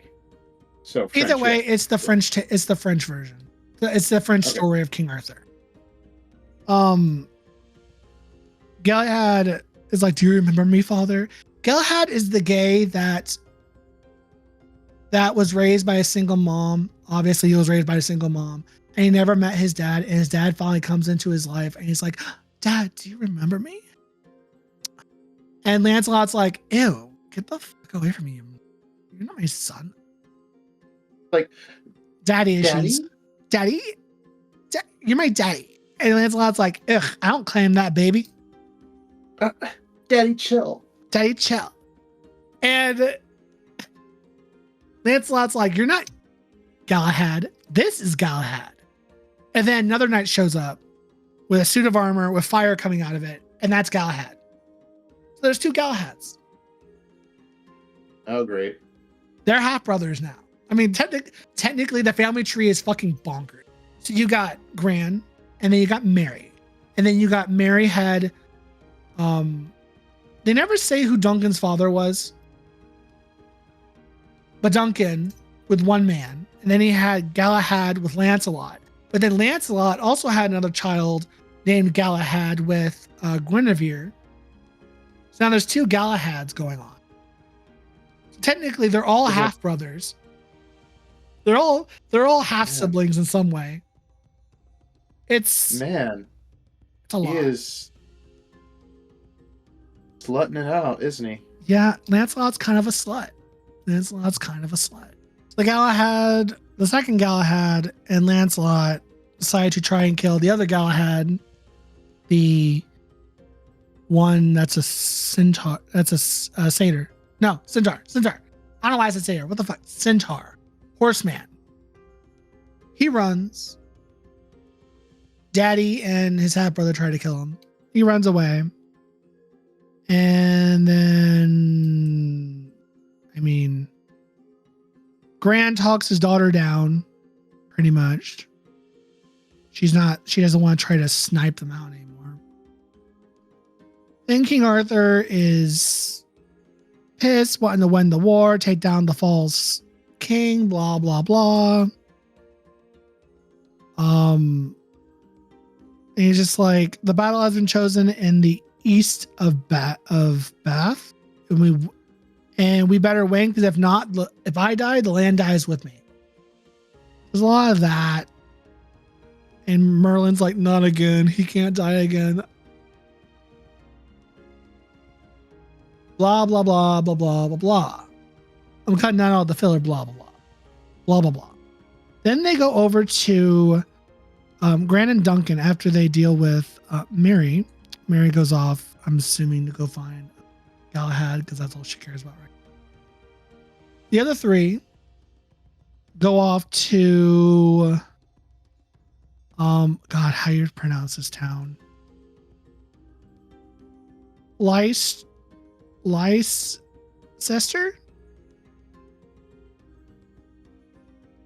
Oh God, how do you say that city? How do you say Put it in the chat. Let me see it.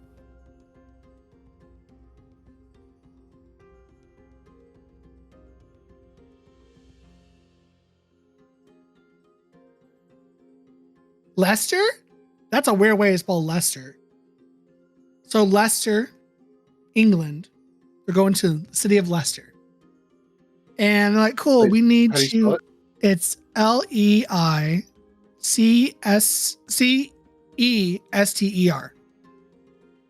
I looked up how to pronounce it, and apparently it's pronounced Leicester. Well, you kind of pronounce Worcestershire the same way.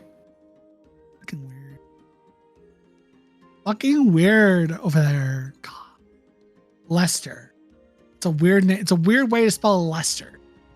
But nonetheless, they're in Leicester. And they're there to free their goal is to free a god. Are you familiar with the story of King Lear? It's a William Shakespeare play. Lear is Leir.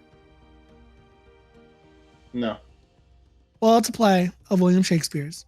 And apparently, he's not a king. He's a water god that was dealt with by Shakespeare.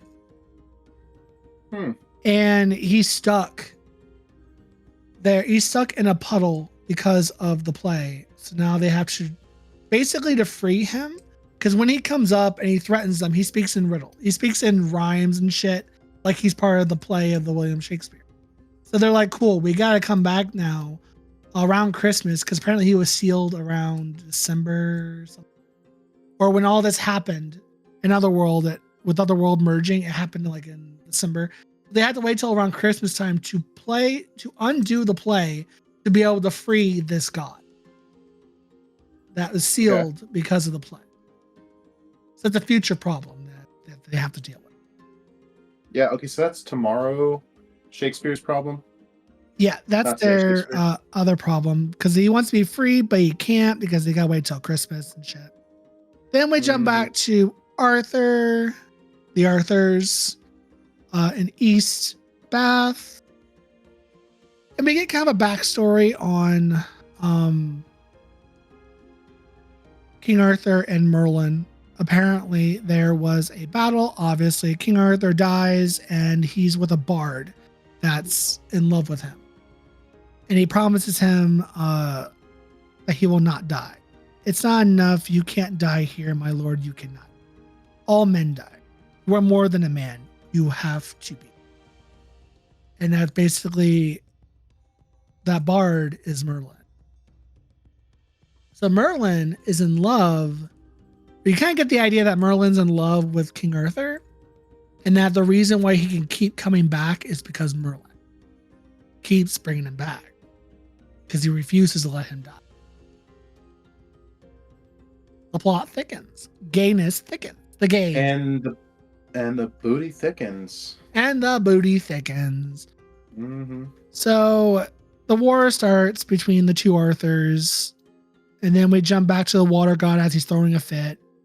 And they're like, girl, we can't bring you back until December, so you're gonna have to live with it. The armies are fighting each other, and the Arthurs start going at it. They fight each other. Sword and sword. And they're like, Britons, unite! Unite with who? Each other? Like, okay. It's just buffoonery. Galahad gets shiggity shanked by Lancelot and the other Galahad, and they leave him for dead. Then we go to Leicester, and of course, that's when they decide, okay, we're going to have to perform the play on the 26th to release the god, Lear, the water god, the old water god, whatever the fuck his name is. Battle, Lancelot comes in, finally beats the shit out of the other Arthur, almost kills him. And Arthur's going to lose. But Merlin, spreading the tea, flies up above everybody, and he spills the tea, says, "Hail Arthur, I have news." And he spills the beans to the other Arthur that Lancelot slept with your wife. The other Arthur did not know that. So he spills the French tea. one? Uh-huh.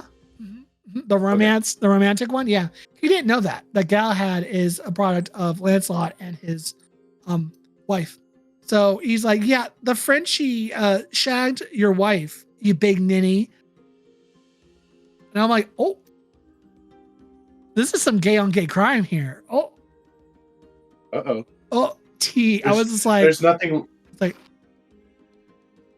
there's nothing left in this cup. I'm just holding it because tea. Oh, drama. Because the other one didn't know. And he's like, and Lancelot's like, my lord. And King Arthur's never. Like, you betrayed me. Your oath, Lancelot. The love between the lord and knight, between lord and lady. You are an abomination. Be gone, Lancelot. Be gone. And I'm like, damn, drama. Like dishonor on your whole family. Dishonor on you, dishonor on your cow. Dishonor on your cow. And Arthur, the romantic Arthur, is like, we must quit the field. Good men of Britain retreat. As the other Arthur starts growing back his limbs because he's wearing the belt, the sheath from the very beginning that heals him. So he's rebuilding himself. And Arthur's like, my king, you live. He's like, of course I do. I have the belt. I'm going to be fine. It's fine. I'm not worried about it. Then at the very end of this volume, I think it's the end of this volume. No, it's not. It's not the end of the volume yet. Basically, after one Arthur leaves, they look up and can you tell me what's there on top of a little hillside looking down? Can you guess who's watching them? Merlin? Another Arthur. What? There's a third one. There's a third one. And another Arthur and another Merlin. There's 3 now. I was at this point, I was like, what's happening here? Why is there 3? What's going okay, I'm confused. Hello? What's going on now? Hello? So now you got the undead Arthur, the romantic Arthur, and now you got a steampunk Arthur. Oh shit. Steampunk Arthur? Oh, it's a steampunk. He has machines, baby. Machines, robots. Is this okay, so is this like coming from like another like form of literature? Or is this like is this coming from the fact that like since Otherworld exists like between worlds, is it like another world? I'm thinking this Arthur might, because this Arthur looks a little more medieval than the other one, so I'm assuming this is more the medieval Arthur, like medieval England. He's kind of given that vibe. Not like he's not given pre-fairy Celtic. Oh, I frolic in the woods, Arthur. He's giving industrial, middle-aged, and he has robots and steampunk and shit. Wait, no. Are the Dark Ages and medieval times, are they like in the same time period, or is one after the other? Because Dark Ages, like that's why like no one really knows if Arthur was real, is because his stories come from the Dark Ages. Yeah. So like happened during the Dark Ages, so that's why nobody really knows, because it's like, oh, it's all like his story survived based on word like word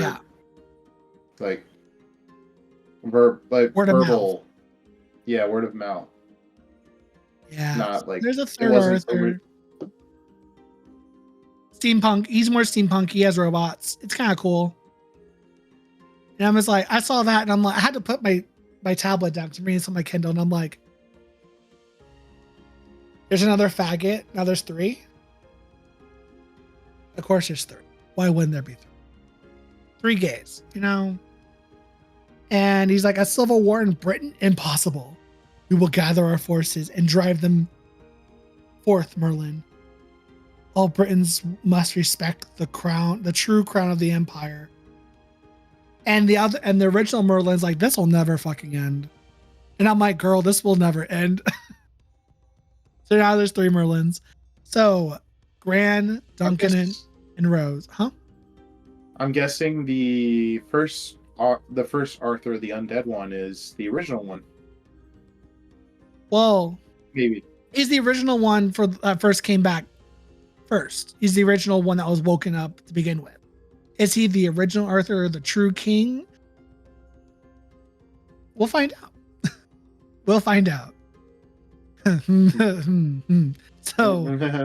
Duncan and Gran and Rose go to the woods, and Gran's like, I have a plan. We're going to have to wake up something that's much older than the kings, than the Arthurs, and someone that will be a nightmare for the Arthurs.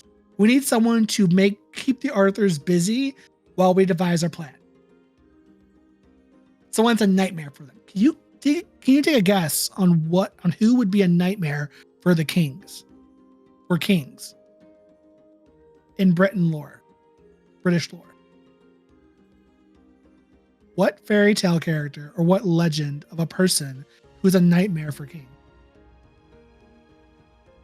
The only thing, like the first thing that pops into my head is Robin Hood. Bing, bing, bing, ding, ding, ding. Fucking Robin Hood. Robin Oh my God. Hood. Robin Hood. Yep. So they go out in the woods and they see an arrow kind of just floating there. So they take the arrow and they basically awaken Robin Hood and the Merry Men. And what you get kind of the story is Robin Hood's more than just the poor versus the rich, or how the Britons took the tail and they made him to a king or a royalty noble that started going against the rich. Technically speaking, as far as they're saying, I'm assuming there's some lore backing to this because so far, I mean, this person, I guess the writer's done their research so far. And of course, the writer's British on top of that. So I'm assuming he would know. But apparently, Robin Hood he hates all royalty, kings at all. And his goal is to defend the forests of Britain. And they're like, hey, there are kings running about. And he's like, why is that my problem? He's like, they're in your forest. And once upon a time, Britain was all covered with just woods.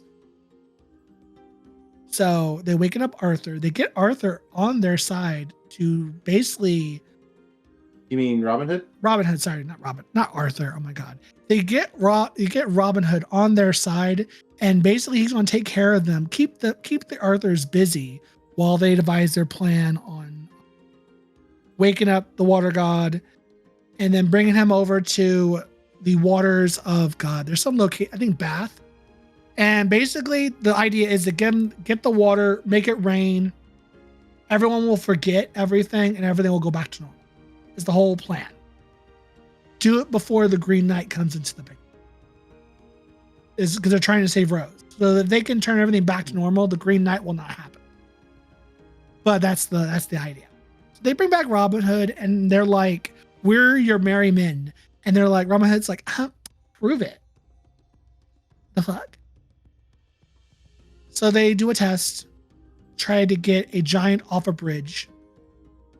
Because one of the merry men's a giant and the other merry men are fairies. Like, cool, if you can get the giant off the bridge without, if you can do that, you'll be my merry men. Like, cool. They blow up the bridge. Gran throws a bomb at the bridge and blows it up, and the giant falls into the water below. And she's like, done. We're your merry men. And Roman's like, cool. You're my merry men. Man, Gran is like the most metal person in this entire group. She a baddie. She is a baddie. And that goes into number 5, actually. See, I haven't even seen what Granny looks like, but yet I can tell she's just serving. Oh, Gran's amazing. I love her. She's a little old lady with like wavy gray hair, big old glasses. Let me take a picture of her now so you can see what she looks like. I can find a good. Oh, there we go. A good picture of Gran. And of course, that'll be in the video itself as well, so you all can see what Gran looks like. But volume 5 is called The Wasteland. And this is the last volume of the ending out the whole story. Huh. She's a total smoker grandma. But she's a smoker grandma. She smokes because she's seen some shit. She's seen a lot of shit. Just pure cunt. Yeah, she's serving. So she gets Robin Hood to agree to let them be the merry men. And what's cool about being the merry men, they can travel through the woods. And they can actually jump through time and fast forward time and shit. It's weird. So like, for example, if they're running through the woods at, say, London, there's a set of woods in London, say they run through them. Like, cool, you want to get to the most northern point of England. They can run through the woods and they travel through time and they end up in the most northern point, the woods they're trying to get to. They can travel through the woods magically. Okay. And that's part of the reason why they got Robin Hood, where they joined the Merry Men, so they can do that. Then we jump over to Mary and the guys at the Gale Castle, the old people. She joins them, and Jack is like, who the fuck are you? Bridget, who's Gran's real name, she didn't say she was going to send somebody. And she's like, I'm her daughter. So they bring her in. Or she points the gun at them. They come in. They let her in to the castle, whatnot. And of course, the whole trial with the giant and how they become the merry men. They join his merry men. Then we jump over to them, the old people questioning Mary on who she is, and that she's obviously Grand's daughter. I'm like, okay, cool. You're a little suspicious. They're like side-eyeing her. Then Lancelot comes in. This is after Arthur kind of banished him because he slept with his wife. Mary runs up to, or Elaine runs up to Lancelot. Talks about how he was banished and blah, blah, blah, blah, blah. Then we jump over to north of Bristol. The undead Arthur is fighting the steampunk Arthur, and he's getting his ass beat. He's like, bring back the forces, as they bring up a literal machine robot mecha. They're blasting shit. I'm like, this Arthur is not playing. This Arthur's like, I brought weapons. Pop how, bitches. We're gonna pull out Gundams. Like steampunk style Gundams. Like, we got weapons for days. And they're like, we don't know how to handle this shit. Lord if I know. So they're kind of just baffled by the stupidity of it. And of course, they become the merry men, and they're like, how are we going to get over to the...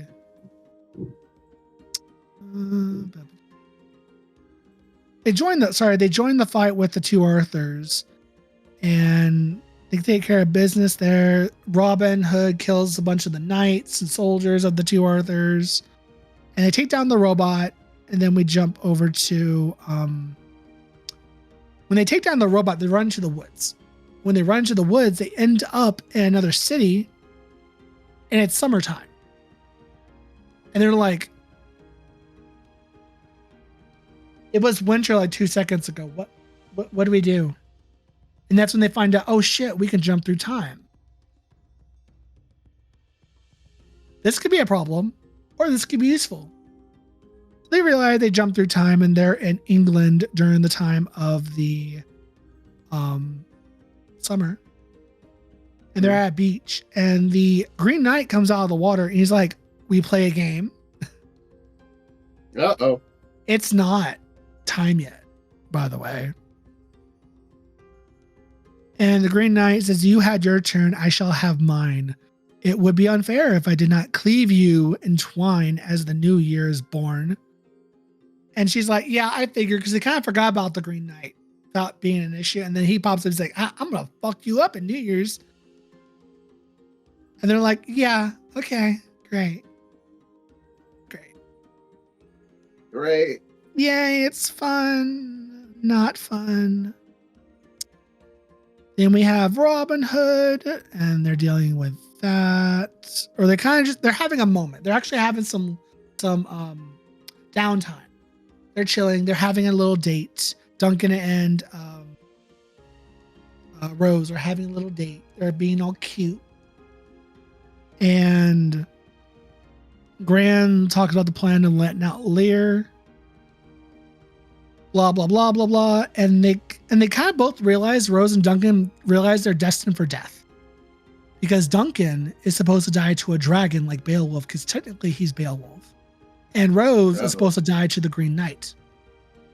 So they're both kind of destined for death. And they're like, okay, cool. We got to deal with this before those two things happen. So that's why, like, cool, we got to release the god. Everyone forgets.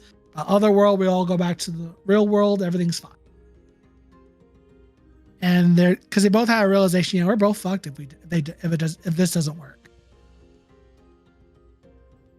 Fine for them, right? Mm-hmm. Then we got Robin Hood, Merryman, blah, blah, blah. Then we jump over to Mary as she tries to tries to get the Holy Grail. She tries to turn some of the old people into the knights that she needs to get the Holy Grail, like Galahad and Percival and Bor. But she's trying to makeshift them with the old people that she has to try to get the Holy Grail for her son. But it's not working. Then we jump to a monster that came in, two-headed lion cat thing. They kill it. Lancelot kills it. Bibbidi bobbidi boo.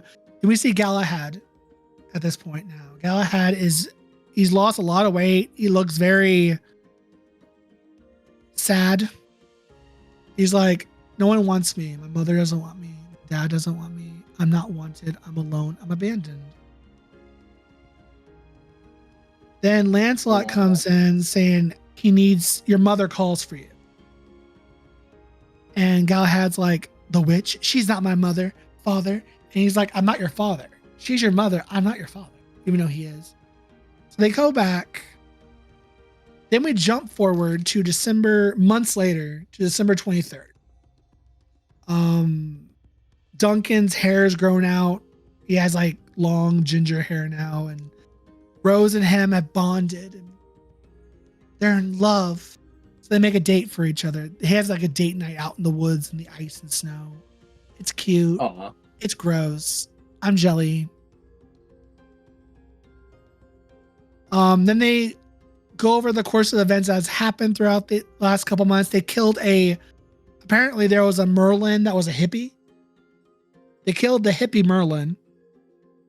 I don't know if there was an Arthur to go along with that, but they killed the hippie Merlin. Like a straight out of the 60s.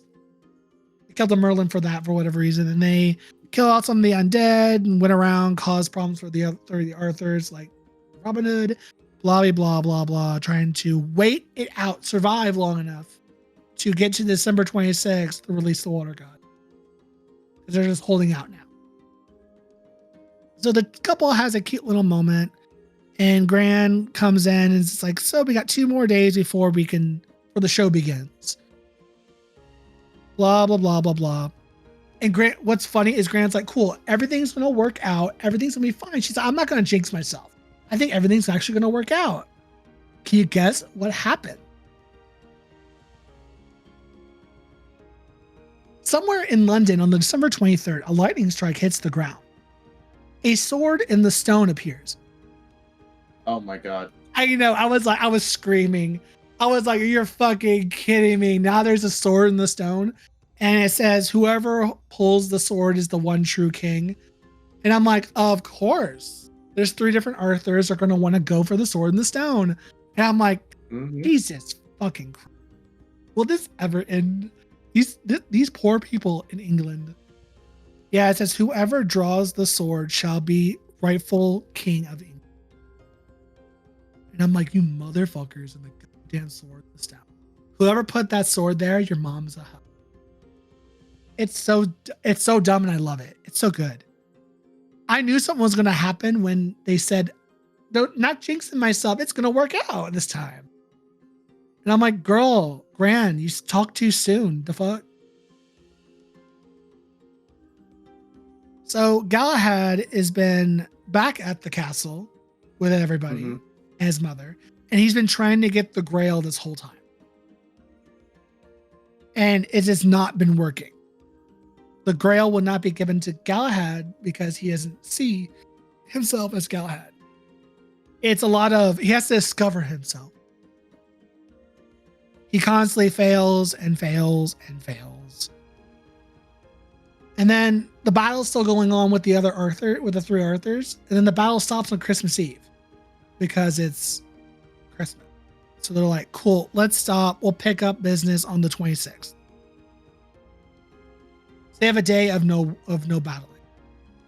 And I'm like, oh wow, how appropriate.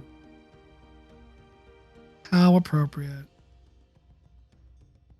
And then they find the sword in the stone. They're like, wow, well shit. We're fucked. So Duncan tries to pull it. He can't pull it because obviously he's not the one true king. He's been. And then they decide to the government agent, Sir Hempleworth is his name now. He's a knight. He's a sir.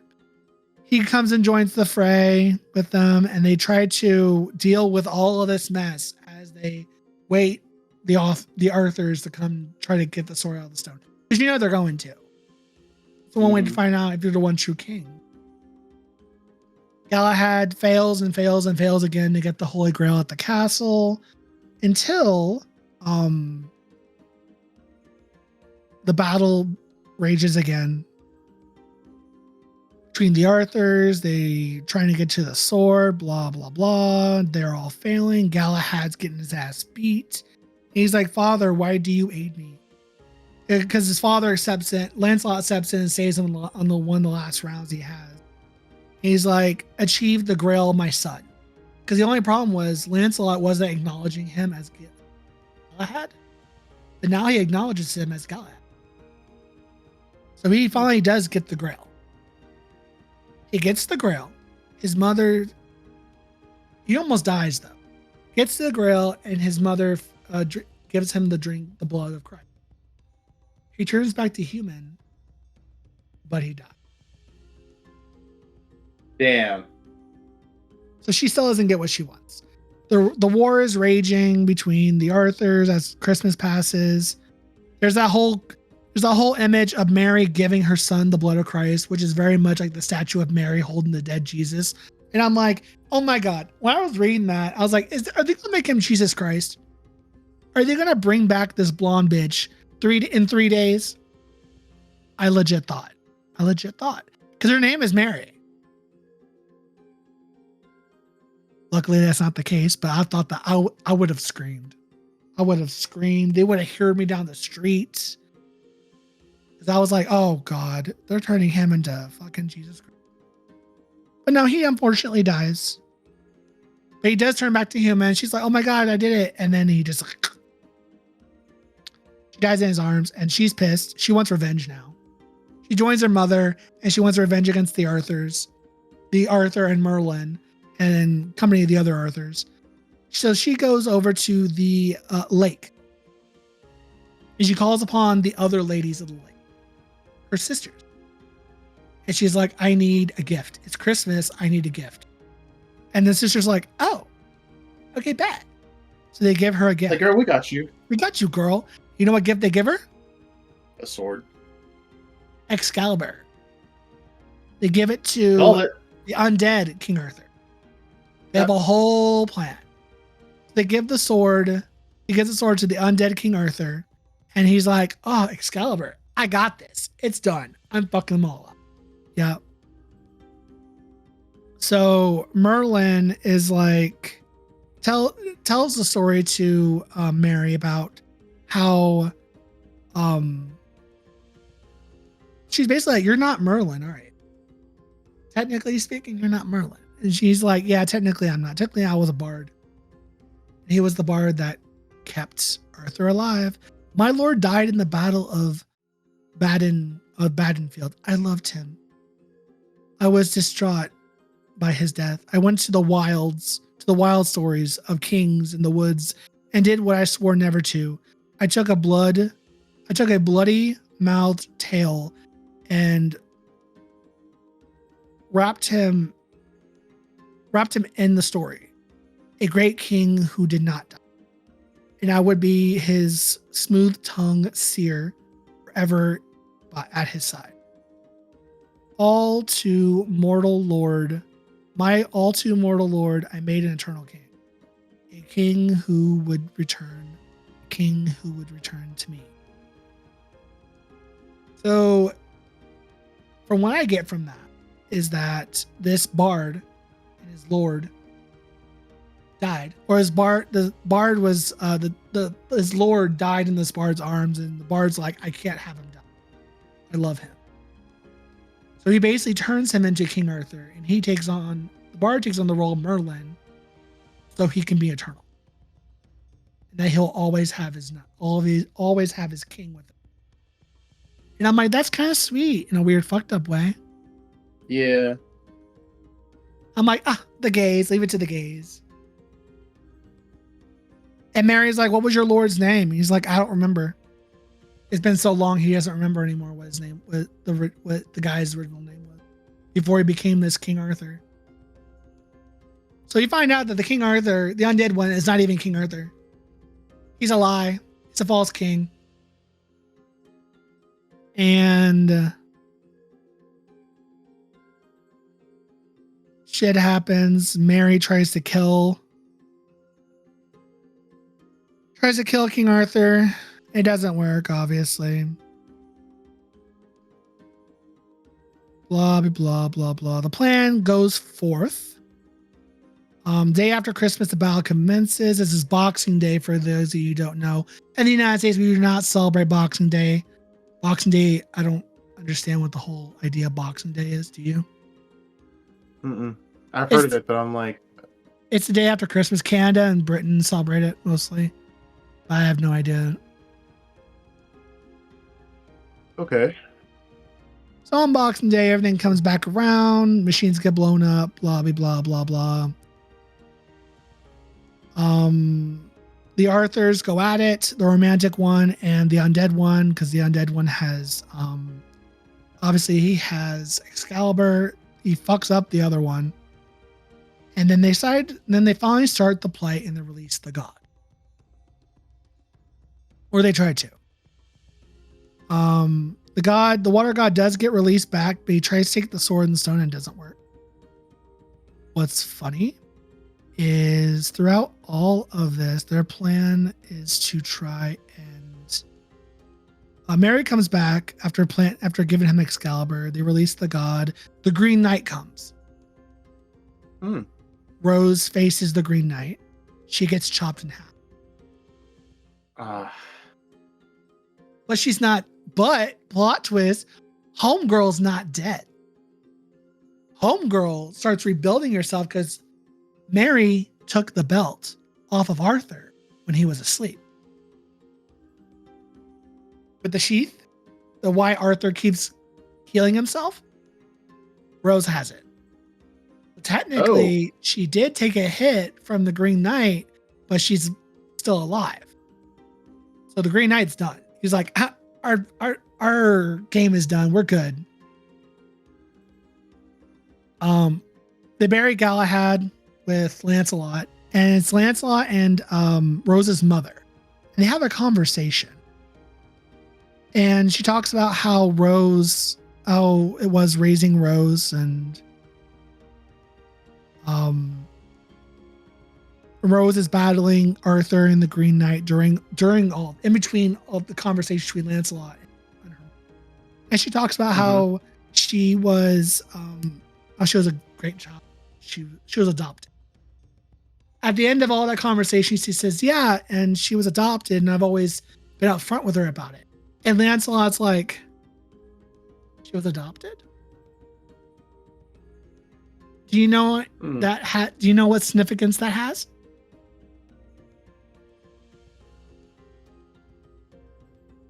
She basically says an adopted child and with mysterious parentage. And you see Mary as she's backed up against the sword and the stone. Not Mary, Rose. Backed up to the sword. She's like, her mother's like, what are you thinking? And Lancelot says, Arthur was adopted. Arthur was adopted, and his family parental line is a mystery.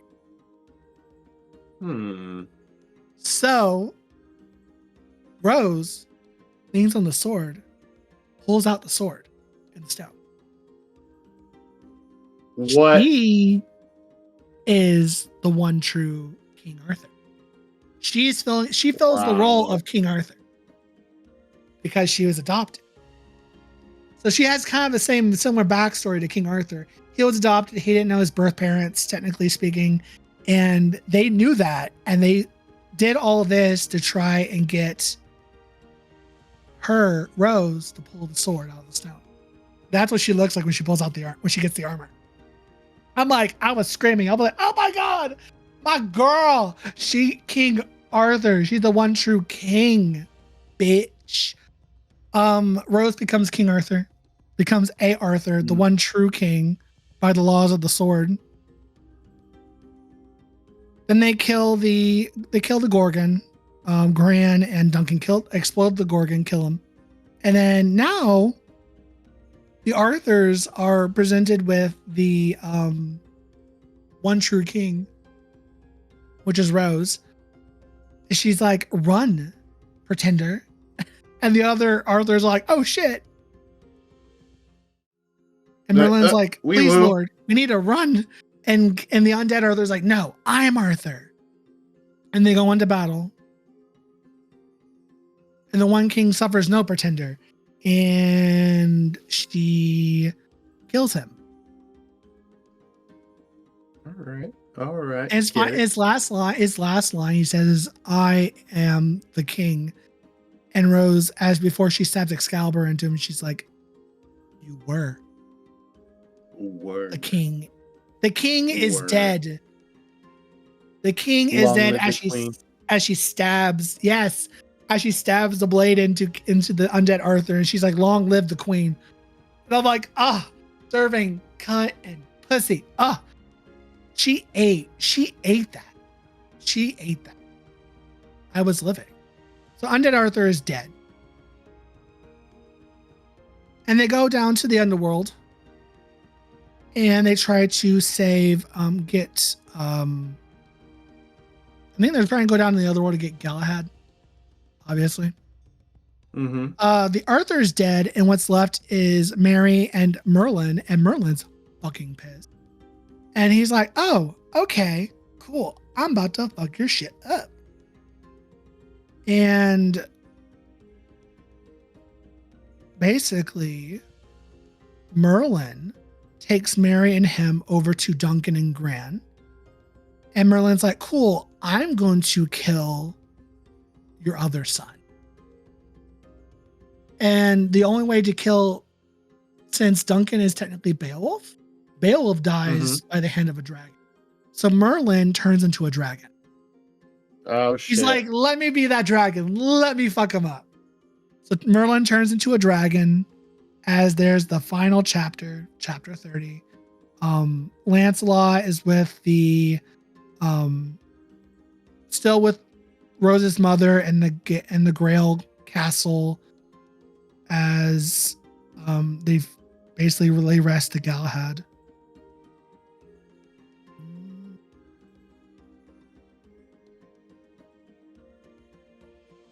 Story's basically coming to an end now. Merlin tries to kill Duncan, comes real fucking close, but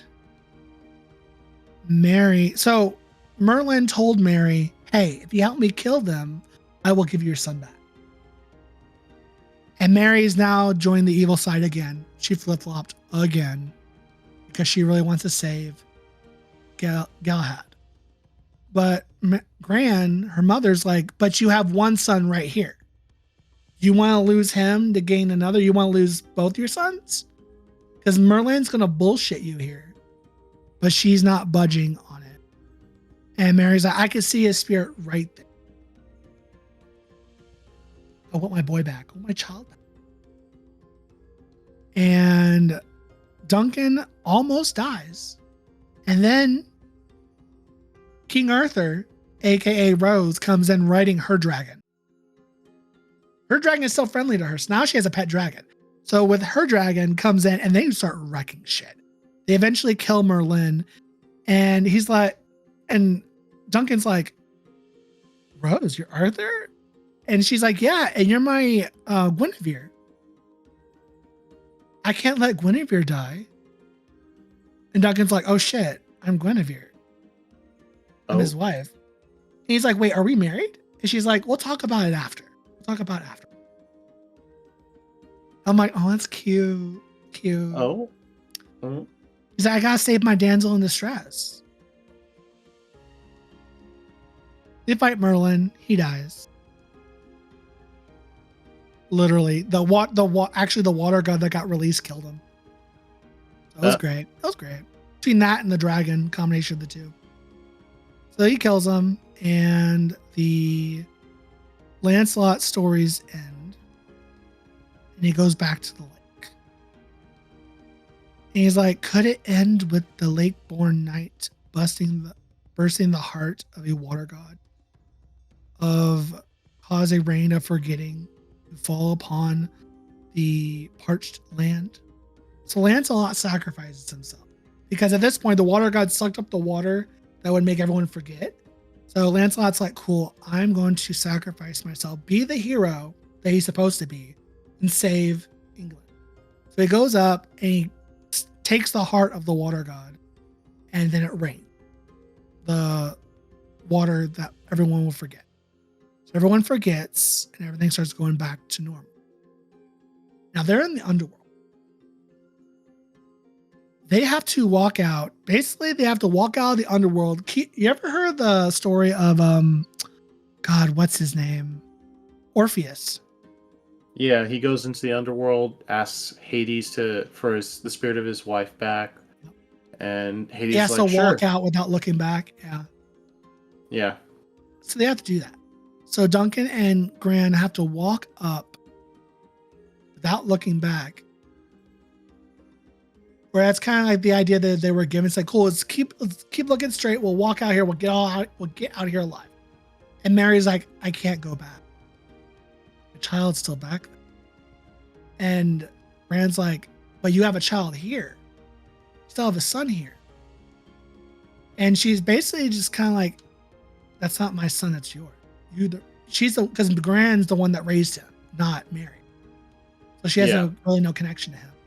So Mary, out of last ditch effort, asks her mother, look back at it. I can't go back. I stay here.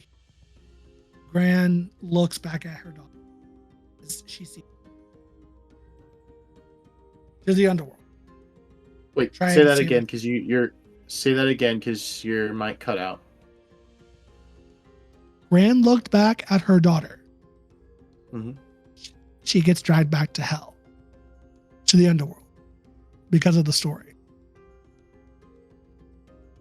Yes, because she did not want to leave, so she asked her mother to look back at her. She's like, I can't leave Galahad there.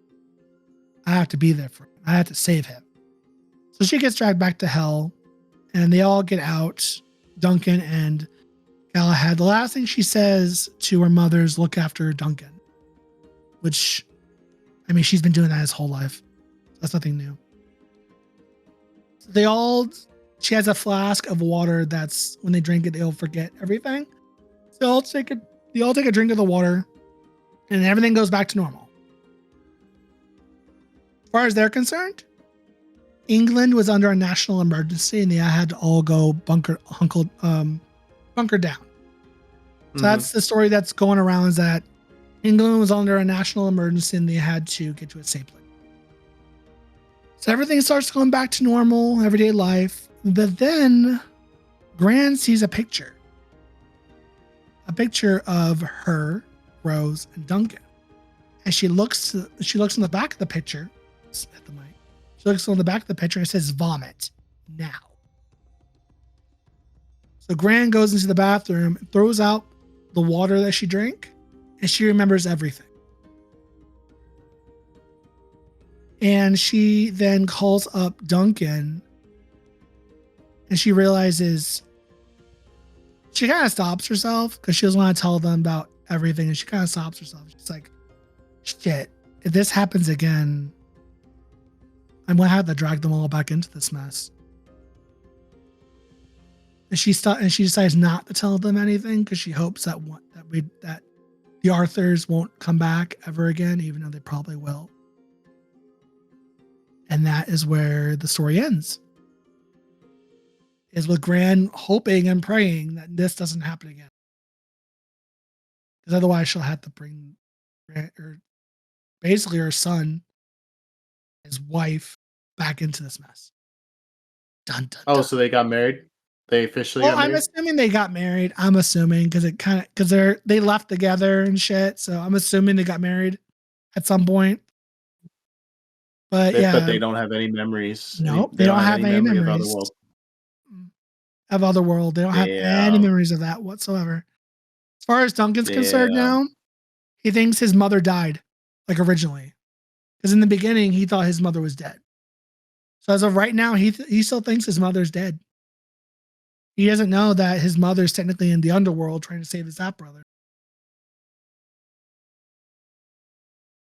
I love this story. It's so good. It's so good. Shit is bussin'. Yeah, that's all 5 volumes of the story, 30 issues. Amazon has them. Kindle. If y'all want to read them, it's great. I eventually want to get the physical because they have a collector's edition where they have the first half of the collection, first 15 issues, and then I'm waiting for the second one to release where they have the other 15 issues because I want to get them together. Because I want the nice hardback of them. It's real fucking nice. Want it? So good. Rating for me 5 out of 5. This shit's good. Shit's good. I've read through this. Well, I read it through the first 3 volumes twice now, and then I never got to the last 4. And they released volume 5 just recently. So now, yeah, it was a great finish to this series. You want to check out Once in Future, go check it out. Worth the time to read. And the artwork is just fabulous. So yeah, that's today's episode, y'all. Finished out Once and Future. Join us next time as I will talk about something else. Yeah. So I think next you wanted to do American Gods, right? Yeah. I do want to do American Gods. Okay. Did you want to watch the show first, or? I could probably watch the show. I mean, I have access to it. Do you have access to it? I might watch it. I should. It's on Max. No. Right? Prime? Hold up. Paramount? Peacock? American Gods. American Gods. America, fuck yeah. Oh, it's on Stars. Oh, fuck that. Yeah, I don't think it's anywhere as far as streaming goes. Because I don't know if Stars has its own streaming service. It might actually. Never mind. I think it does. Yeah, currently it's not streaming anywhere. But I do have it on Johnny has it through his Voodoo. And then I think I have a physical copy of season 1. Yeah. Season 1, 2, maybe. I don't have the last season though. Okay. But yes, we will do American Gods now. Or I will do American. God, I'm going to start taking notes on that now. That's a big book. Well, get started. Yeah. So thank y'all for listening to today's episode. Catch us next time as we talk about American Gods. Until then, peace. Peace.